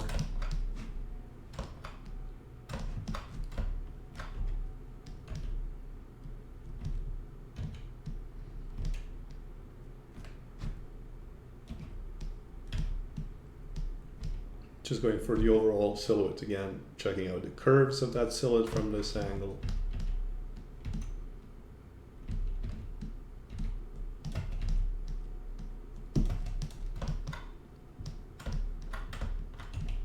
I actually never considered modeling this guy until I saw him in this World Cup and saw that he got all these new interesting wrinkles going on in his face, and him being very, very skeletal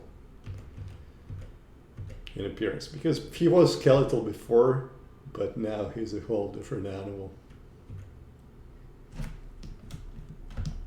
And he's from my home country, so that's also pretty cool. I used to, when I started in ZBrush, I just used to model members of my family and other Croats that were prominent in mostly political life of Croatia. Although I was never into politics, it was just something that I was so used to seeing those faces all over the billboards, commercials, television, so on. So I don't know, it was kind of a natural transition once I started working in ZBrush to work on those.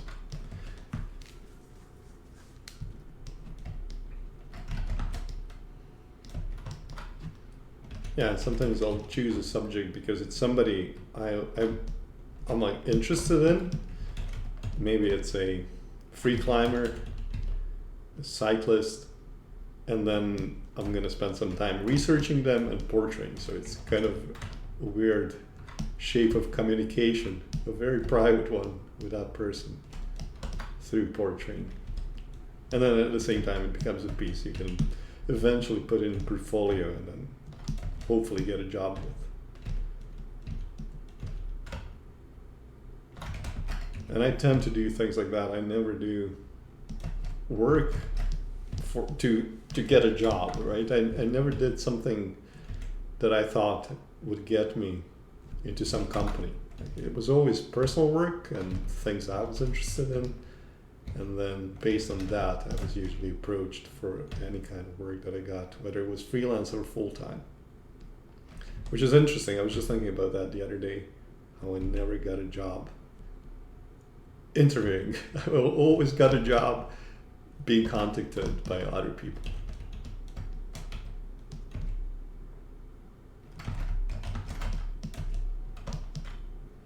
Oh yeah, very important here is going to be, or are going to be, the eyebrows, to see if the likeness is reading or not. And when doing this placeholder for eyebrows, which I'm going to do also with poly paint, is crucial that it's as close as possible, right, to what you're seeing in the reference. So there's some kind of a breakup point here in the eyebrow, so it does pick up a little bit more. Right, because if the eyebrows aren't as they should be, then the likeness is not going to read either. Most of it is going to come from the eyes, and eyebrows are a very big part of that.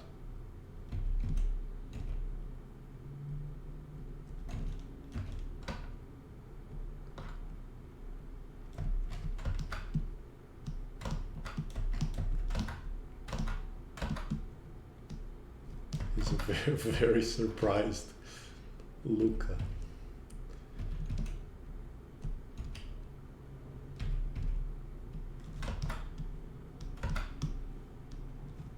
Let's say it one more time, and then I'm gonna wrap it soon, but I'm gonna see if somebody's writing something.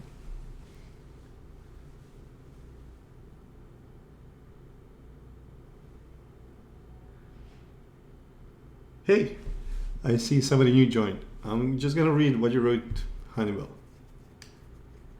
Yeah, sure. Let me see.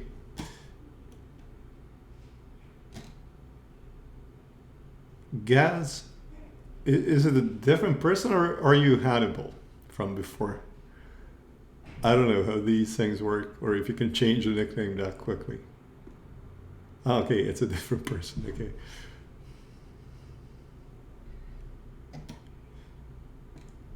Let me see.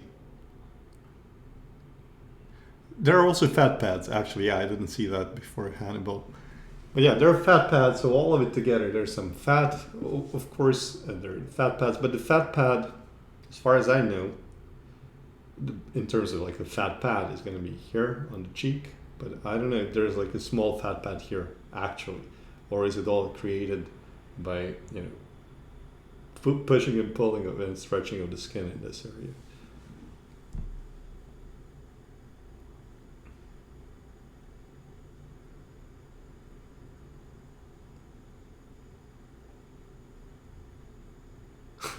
Black belt. Oh, thank you so much for your nice comment, Hannibal. Hey, you can share the name. I'm gonna look it up later then.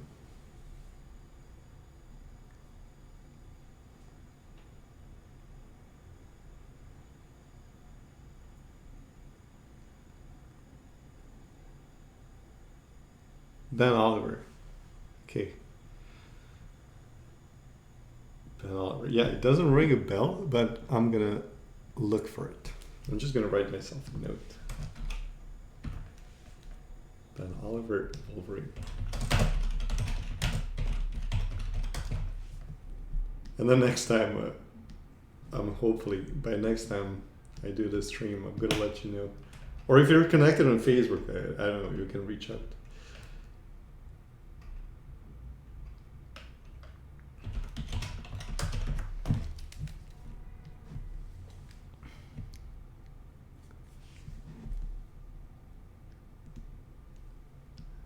Sure. A medical illustrator is somebody who creates medical illustrations, but in this case, in 3D. So you're basically working on organs, on muscles, on bones, on microscopic scenes, whatever, is usually what a medical illustrator does.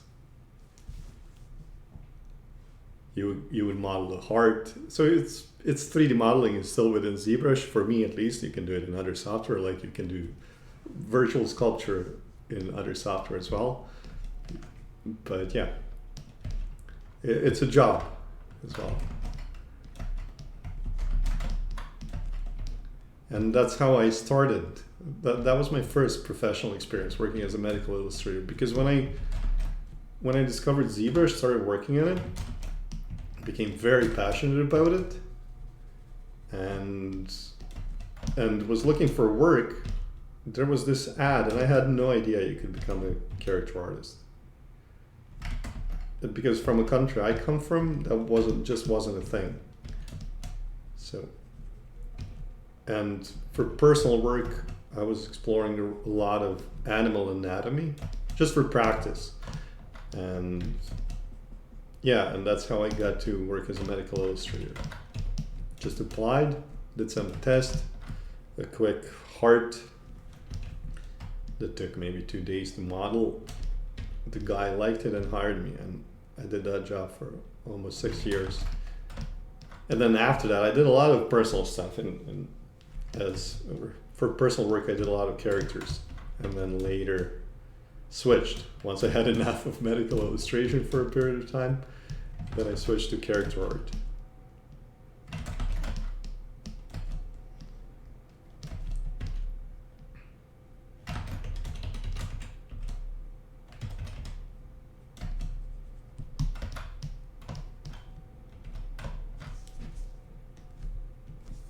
Let's see if there's something else here.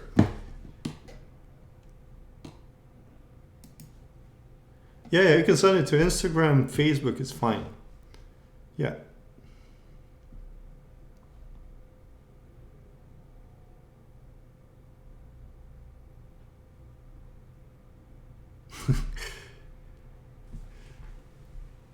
Yeah, it is disgusting.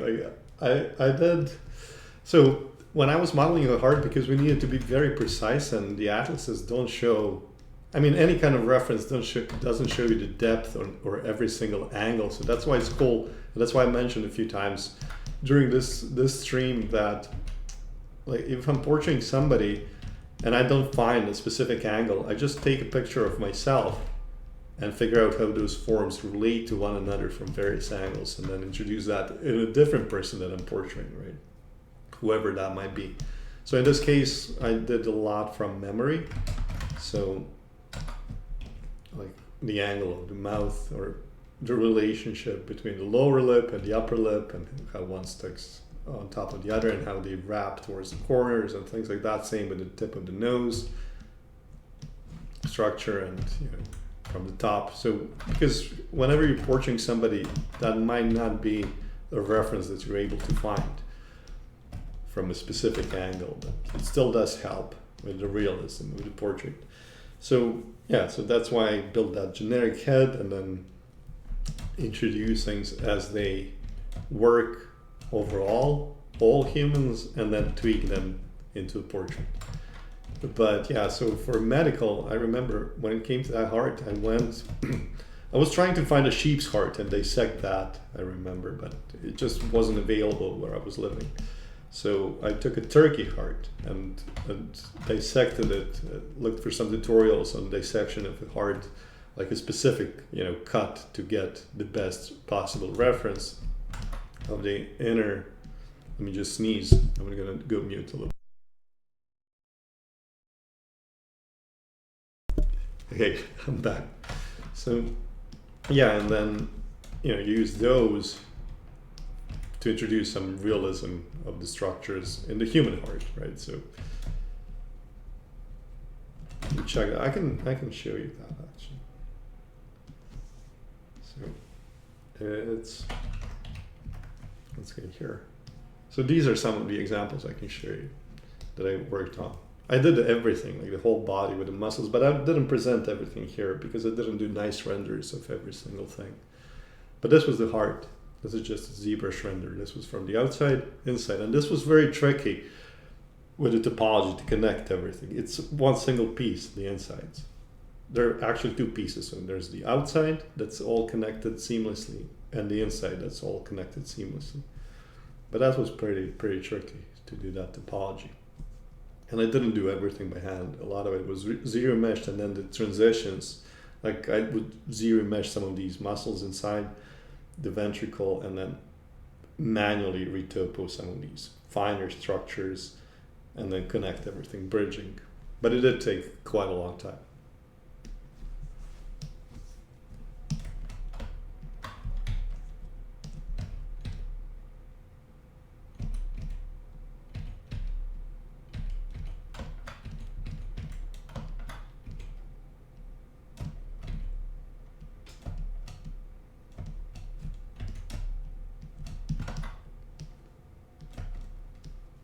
Okay, so I don't know what else right now.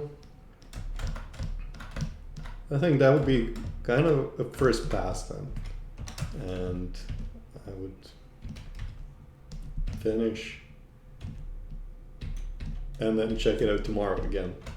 Not necessarily that I'm gonna do that, just saying it's the weekend and I'm probably not gonna be at a computer. But yeah, next time would be pushing it further. But yeah, there's the likeness, there's the form. So it's now a matter of finding a good reference from the side view.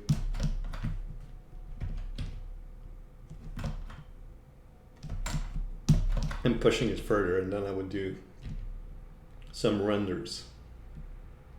I can show you now, or at least tell you how I would go about that. Like I wouldn't even retopologize necessarily, depends. Like if I do want to push it further or not, but if I do want to retopologize, I usually do that in Maya. And I frequently do it all over again every time, just for practice. Because I'm doing less and less of these quick portraits anyways, so there's some that I already started many years ago that I'm picking up, so the topology is already done, so it's just a good exercise to do it every now and again from scratch.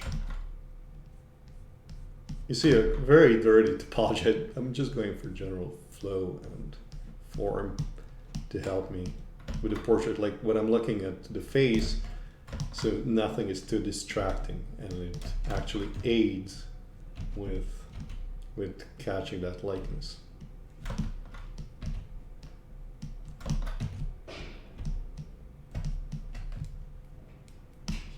Not necessarily. It's not certain that I'm going to go for this hairstyle, so I was going for this silhouette earlier.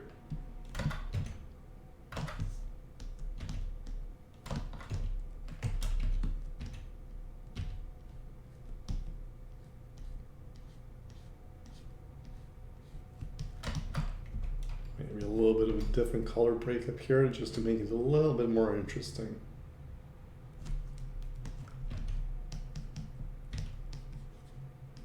From that split outward, and then maybe just painting in some of those cavities between the clumps, just for some sense of depth.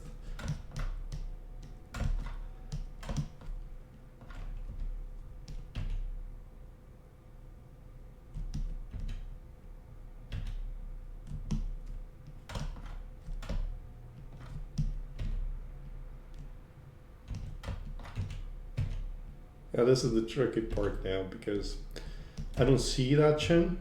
It's not exposed, but I'm gonna get as close as I can to just general silhouette, so it doesn't stick out as much here in the 3/4 from the sides of the face.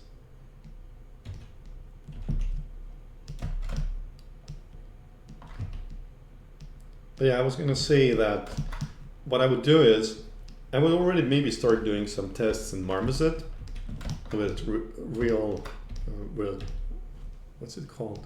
Ray tracing. I was going to say real tracing. Anyways, with ray tracing.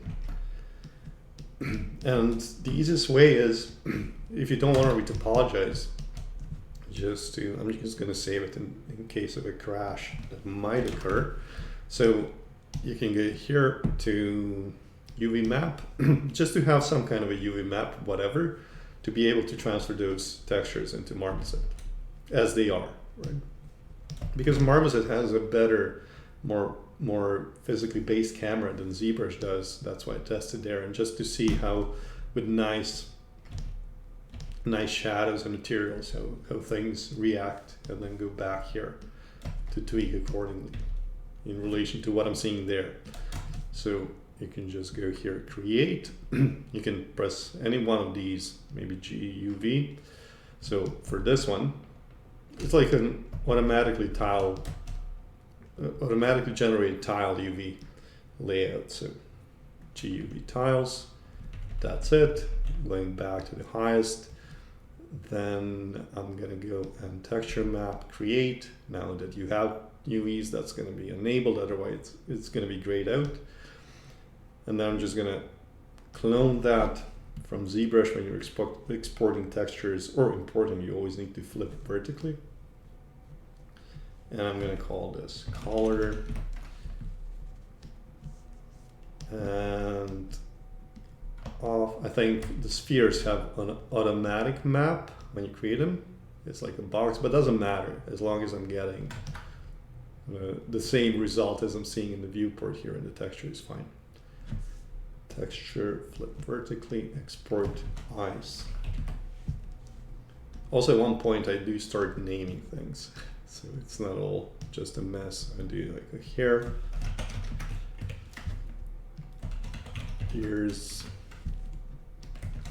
So also when I export them, it's easier, easier to find what I'm looking for.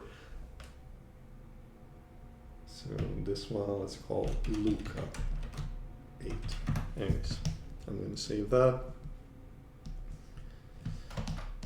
And so now you can, depends on the strength of your computer, you can export it as it is and highest, or you can go to decimation and keep UVs for sure. If you're going to decimate, you should first press that so that the texture map can be applied to the model once it's decimated. I'm just going to export it as it is.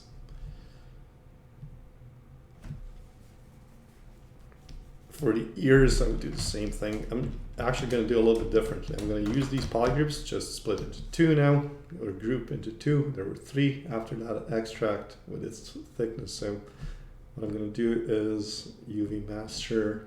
Oh, we're going to clone, because otherwise you're not going to be able to do this. And then polygroups, and then unwrap. And you can check what you get here. Flatten, that's pretty good. Copy UVs. As I said, this is just for a preview in Marmoset, right? To have everything that I have so far and check it out there. And then just rename that back to ears.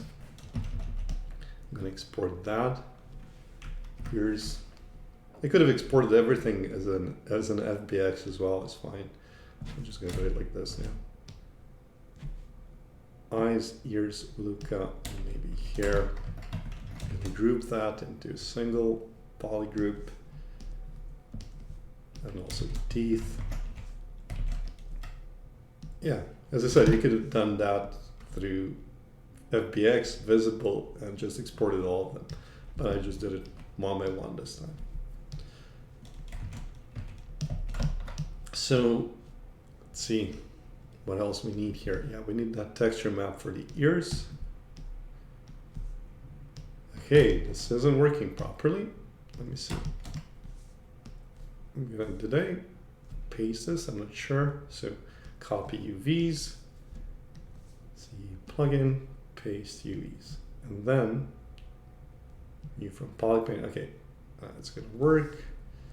Again, texture, flip vertically, and then export ears. Okay.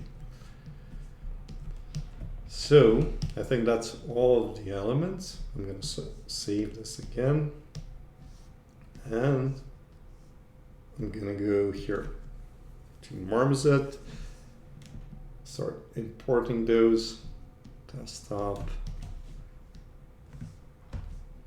maybe adjust the camera to maybe a, I don't know, I like 80mm. It's not orthographic, but it's not very distorted in perspective either. So something like this. So default, let's just create a couple of these. And here, I'm going to plug in, what did I select? Did I select a normal map? No, I need albedo for color. Let's see what's happening now. Okay, so let's see. Oh, that's strange. See if this one goes here. Why is this one black?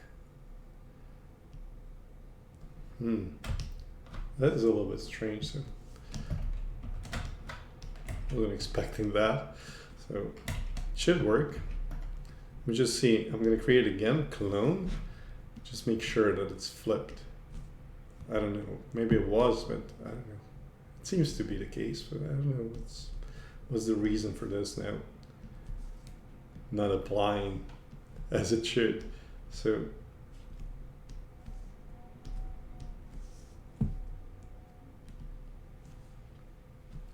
I have no idea, but let's turn on this one. Still nothing happening. Maybe because it's small. I mean, the object, you can scale also. You can import some kind of a guideline from Maya or some other software and put it to maybe 25 centimeters, the height of the face. I didn't pay that. I didn't do that yet. I would do it before detailing, before I start introducing layers, because if you do it after you do the layers, then the layers are gonna go away or not gonna react as you might expect. So I have no idea why this is happening, but let's see.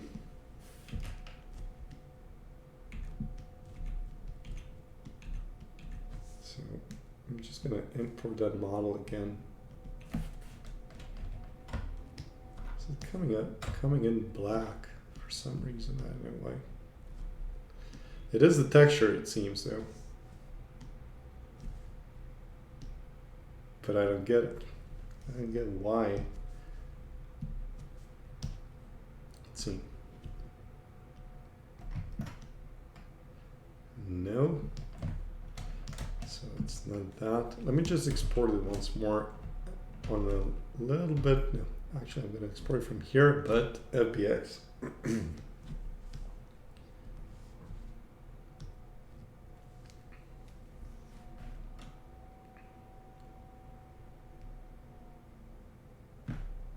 See the time. Okay, I'm gonna be done soon, but just this final thing to see if I can figure it out.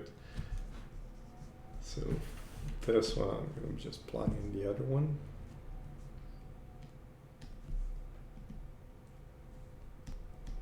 Okay, Okay, for some reason the OBJ, maybe, let me just see what happened if you get the same error. Maybe I can figure it out.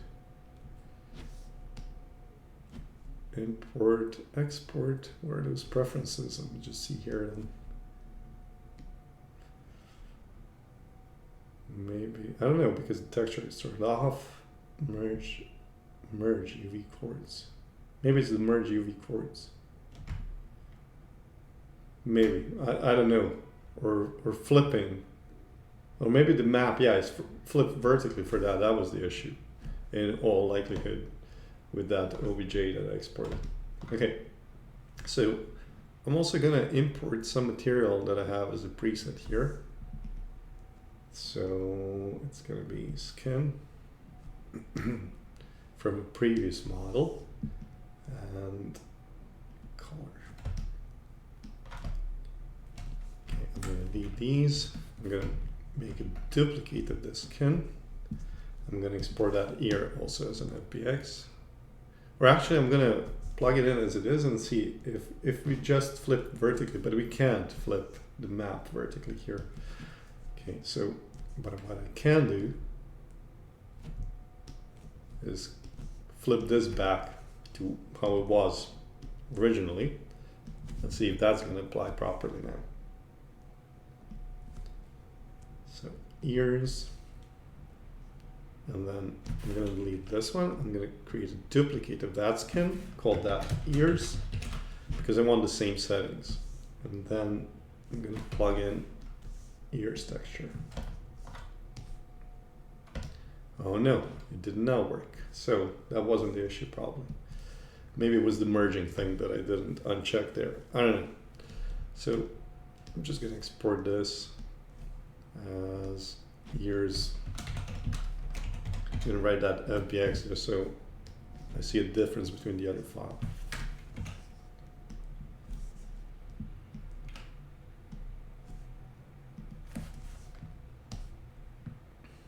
And now it again doesn't work because I did flip it.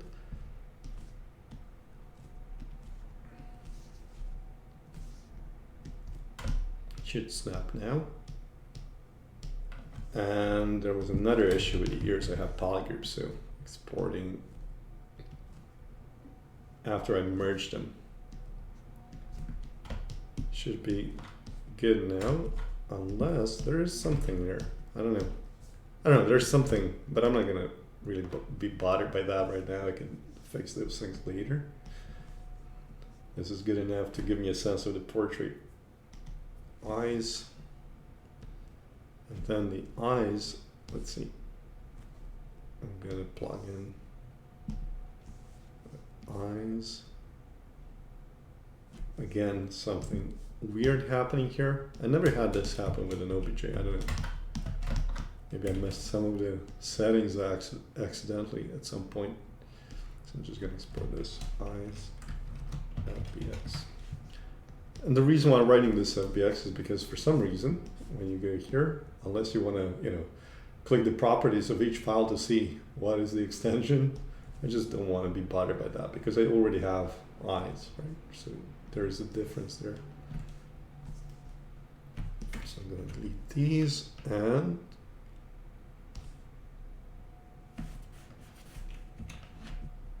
that's it. So for these, I'm just gonna tighten that specular and the roughness or preview, right? Just a simple sphere at this point. And then did we import the others? I don't know. Lines. Delete this. We have the ears. Gonna delete that. Okay, so that was the previous ear shooting through. This one, the FBX, is okay. So the UVs and the texture transferred and sits as it should on the model. What is this? Okay, and then I'm just gonna go here and the teeth. Okay, so that's it. Just call this property. And then this is going to be the hair.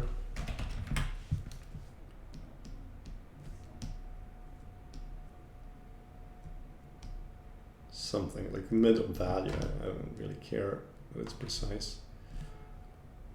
And then the teeth, also a little bit less roughness, maybe changing metalness to specular, maybe making them a little bit darker, a little bit more gray, or a little bit yellowish. I didn't apply it, so maybe a little bit too dark, but something like that. And then, so now I'm gonna set up some lights here. Let's see.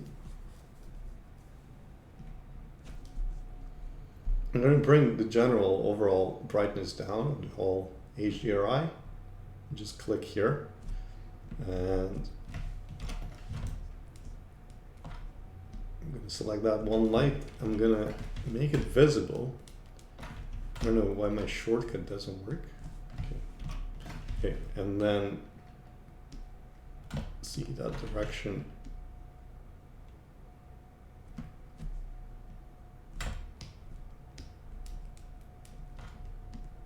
Let's see, something like this. Maybe diameter to soften the shadow, like that. Maybe a little bit more bright. Here is going to be a little bit more rough.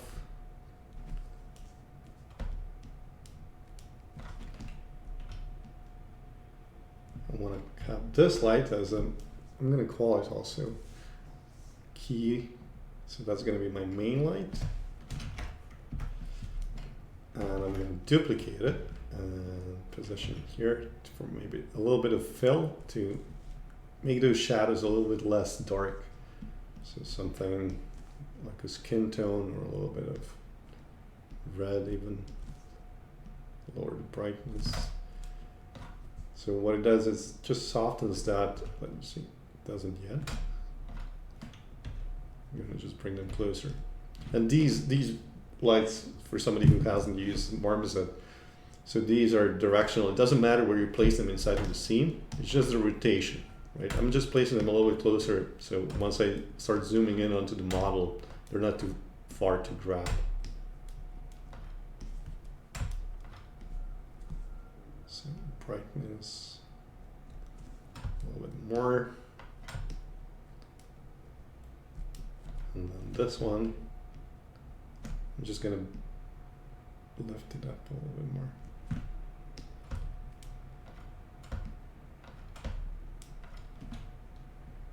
And I feel that the brows are a little bit too high. I'm seeing now that that shadow is not there.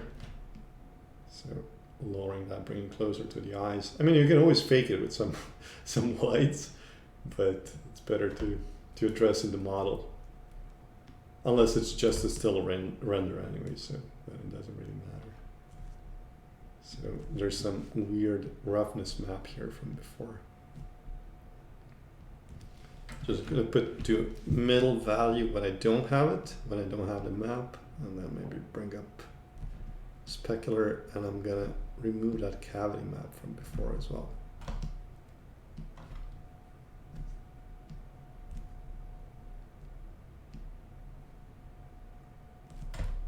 So yeah, something like that.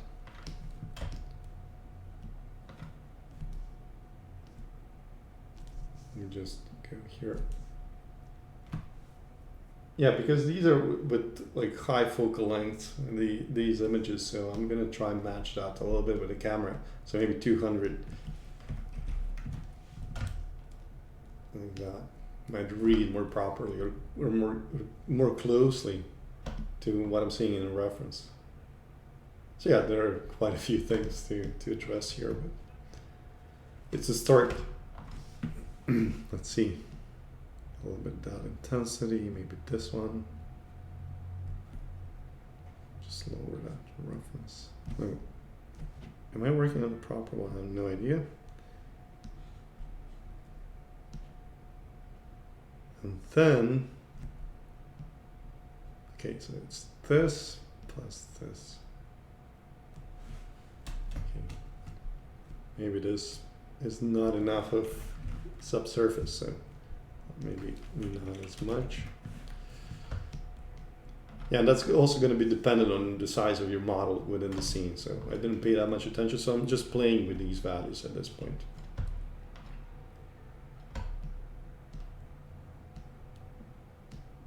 Okay, so yeah.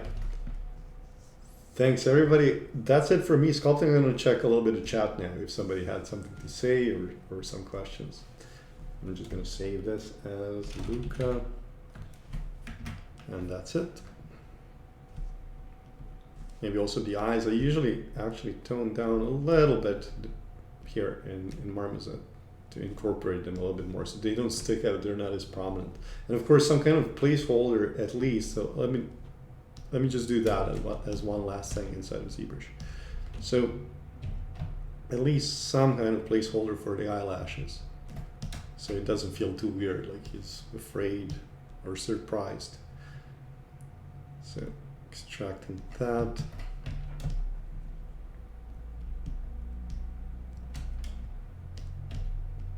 Yeah, they're gonna look a little bit more integrated with those. I mean, the eyes are gonna look a little bit more integrated into the face with those placeholders. So we just also apply color here so they're not too prominent. So I don't want it to look like makeup.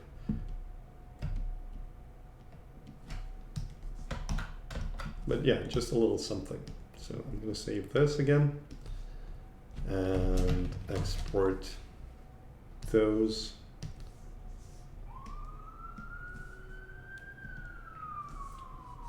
And then let's see which material is applied to those eyelashes now. And I really appreciate everybody being here. This is always a little bit weird when I'm just speaking with myself, but it's cool to have somebody. Let me just, yeah, I went to check if there is indeed somebody or I was really speaking just to myself. So let's see. Default, did I apply that? Okay, and then some kind of dark, almost black. And also roughness maximum. No metalness or nothing. Yeah, so that's it. Maybe one more light here, actually for effect. A rim light. So I'm going to duplicate this key light and reposition it. You make it a little bit bluish. I'm just going to place it back. Not because it has to be there, it just helps me orient a little bit better if it's in the back. That's way too strong, but first, just to see what kind of an effect it has on the model. See, let's catch that forehead, that's what I want. I want a little bit of the silhouette there reading like, see, no. I don't have the references anymore. But anyways. So a little bit of that, and then I'm going to tone it down. And then I'm going to spread out a little bit the light. Maybe we can go a little bit more intense in color and a little bit less bright.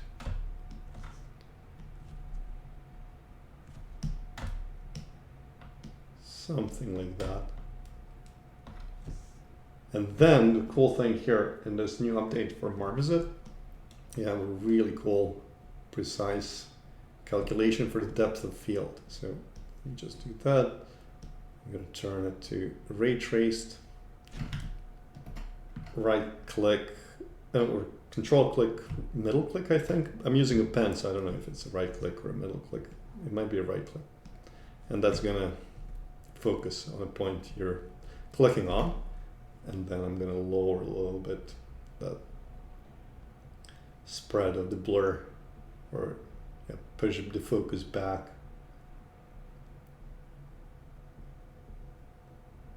Something like that. And then there are some other nice effects you can do with the grain if you don't even have, like for preview, right? While you're working, to kind of imitate a little bit of pores, maybe some film grain.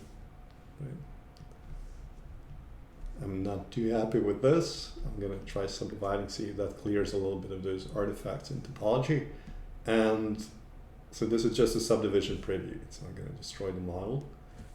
And then the roughness can go higher up. And I'm going to specular, let's see, roughness low and specular low, just to catch some of the highlights here and the hair.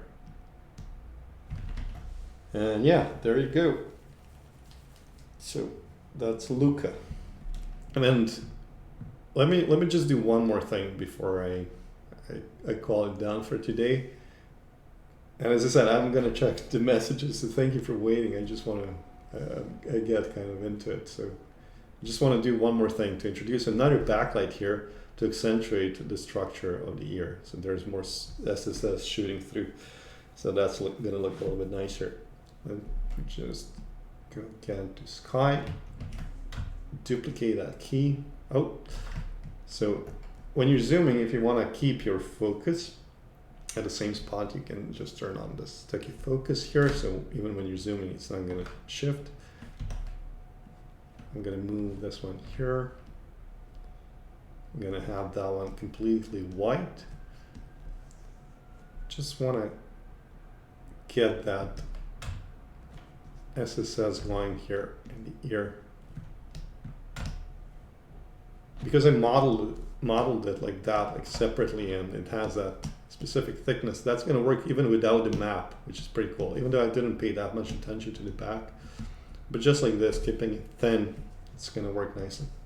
And what I'm going to do before, I'm going to move some of that hair here so that the light shoots through a little bit better.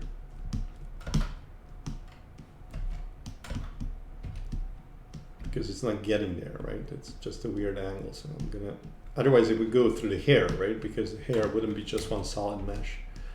But in this case, that's not the case. So I'm gonna fake it a little bit like this, just pushing that model in. And then, let's see, brightness. Okay, and then finding a good angle.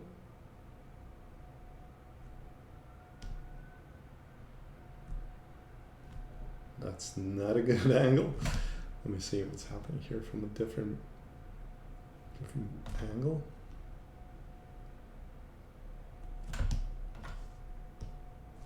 So there is some SSS, but I don't think it's going to be strong enough.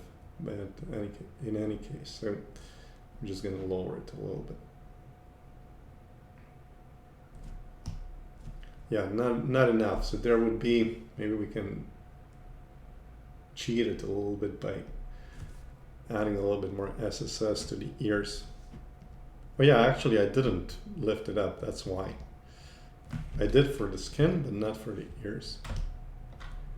But now you see more of it, right? So I'm gonna bring it up a little bit more even, like so. That's a little bit too high. So something like that. Yeah, and that's it. Yeah, I'm pretty happy with it actually. So it's not great. Still has that terrible topology, especially here in the mouse, and causes some artifacts and so on. But yeah, it was pretty quick, and maybe I did it a little bit more quicker because I had all this audio, so 4 viewers. So thank you for being here. I'm gonna check now what you wrote.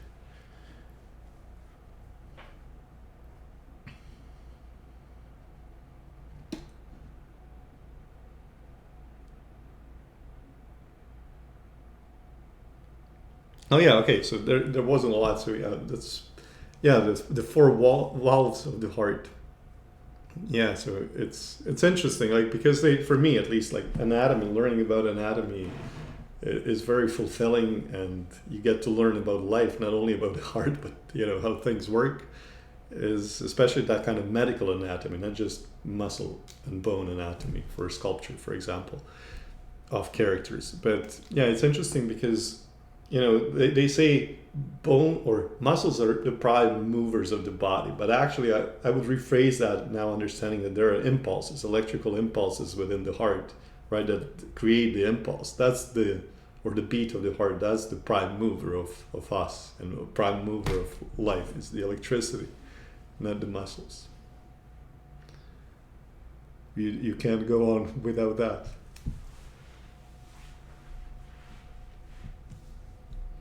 But something I'm curious about here, if somebody can help me out, I'm just gonna check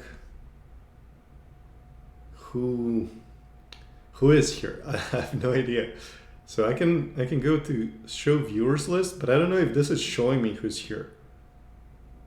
Because at the same time I'm seeing here 3 viewers. So I don't know. But in any case, if there's 3 or more, whoever is here, I hope this was enjoyable for you, and yeah, that's it. Have a great day. And then I'm gonna jump on Twitch again some other time as well. I don't know. I don't have these planned. It's just when I get inspired to do a portrait, it's gonna be like that. If it's like polishing, I'm not necessarily gonna polish this on screen. I don't know. Actually, might not be that interesting. It takes a longer period of time anyways than this. So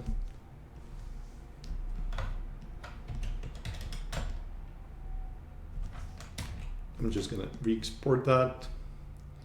Just wanna see how it's gonna look without that part on the lip. That's a little bit too distracting. Did I do a proper thing here? Okay, selected.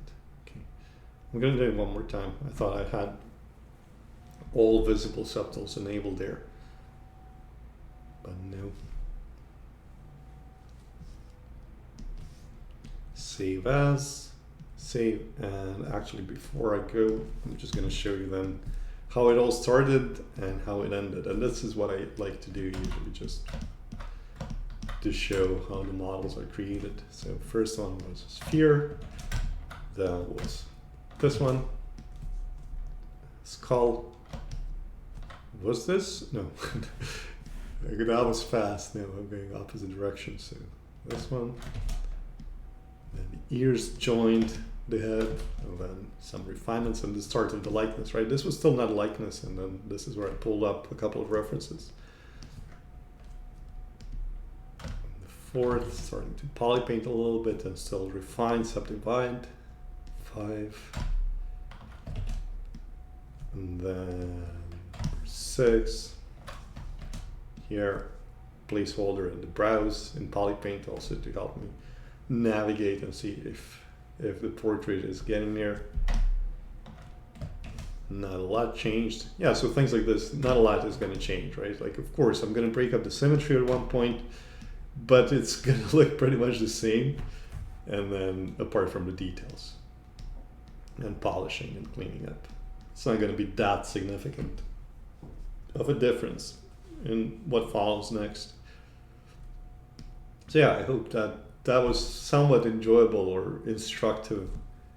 And let me know if you have some ideas for next time. I mean, you just join and you can ask me all sorts of questions. Or you can comment as well, whether it's working or not working. But yeah, it's a process. So I'm well aware here that this is not a finished portrait. It's still symmetrical, it's pretty dirty. And once I do the retopology, that's when I would do the details and things like that. If I were to do the retopology. I don't always do it, but sometimes I do. When it comes to personal work. Yeah, so good luck to everybody. And to your teams on the World Cup if you're watching it. And that's it.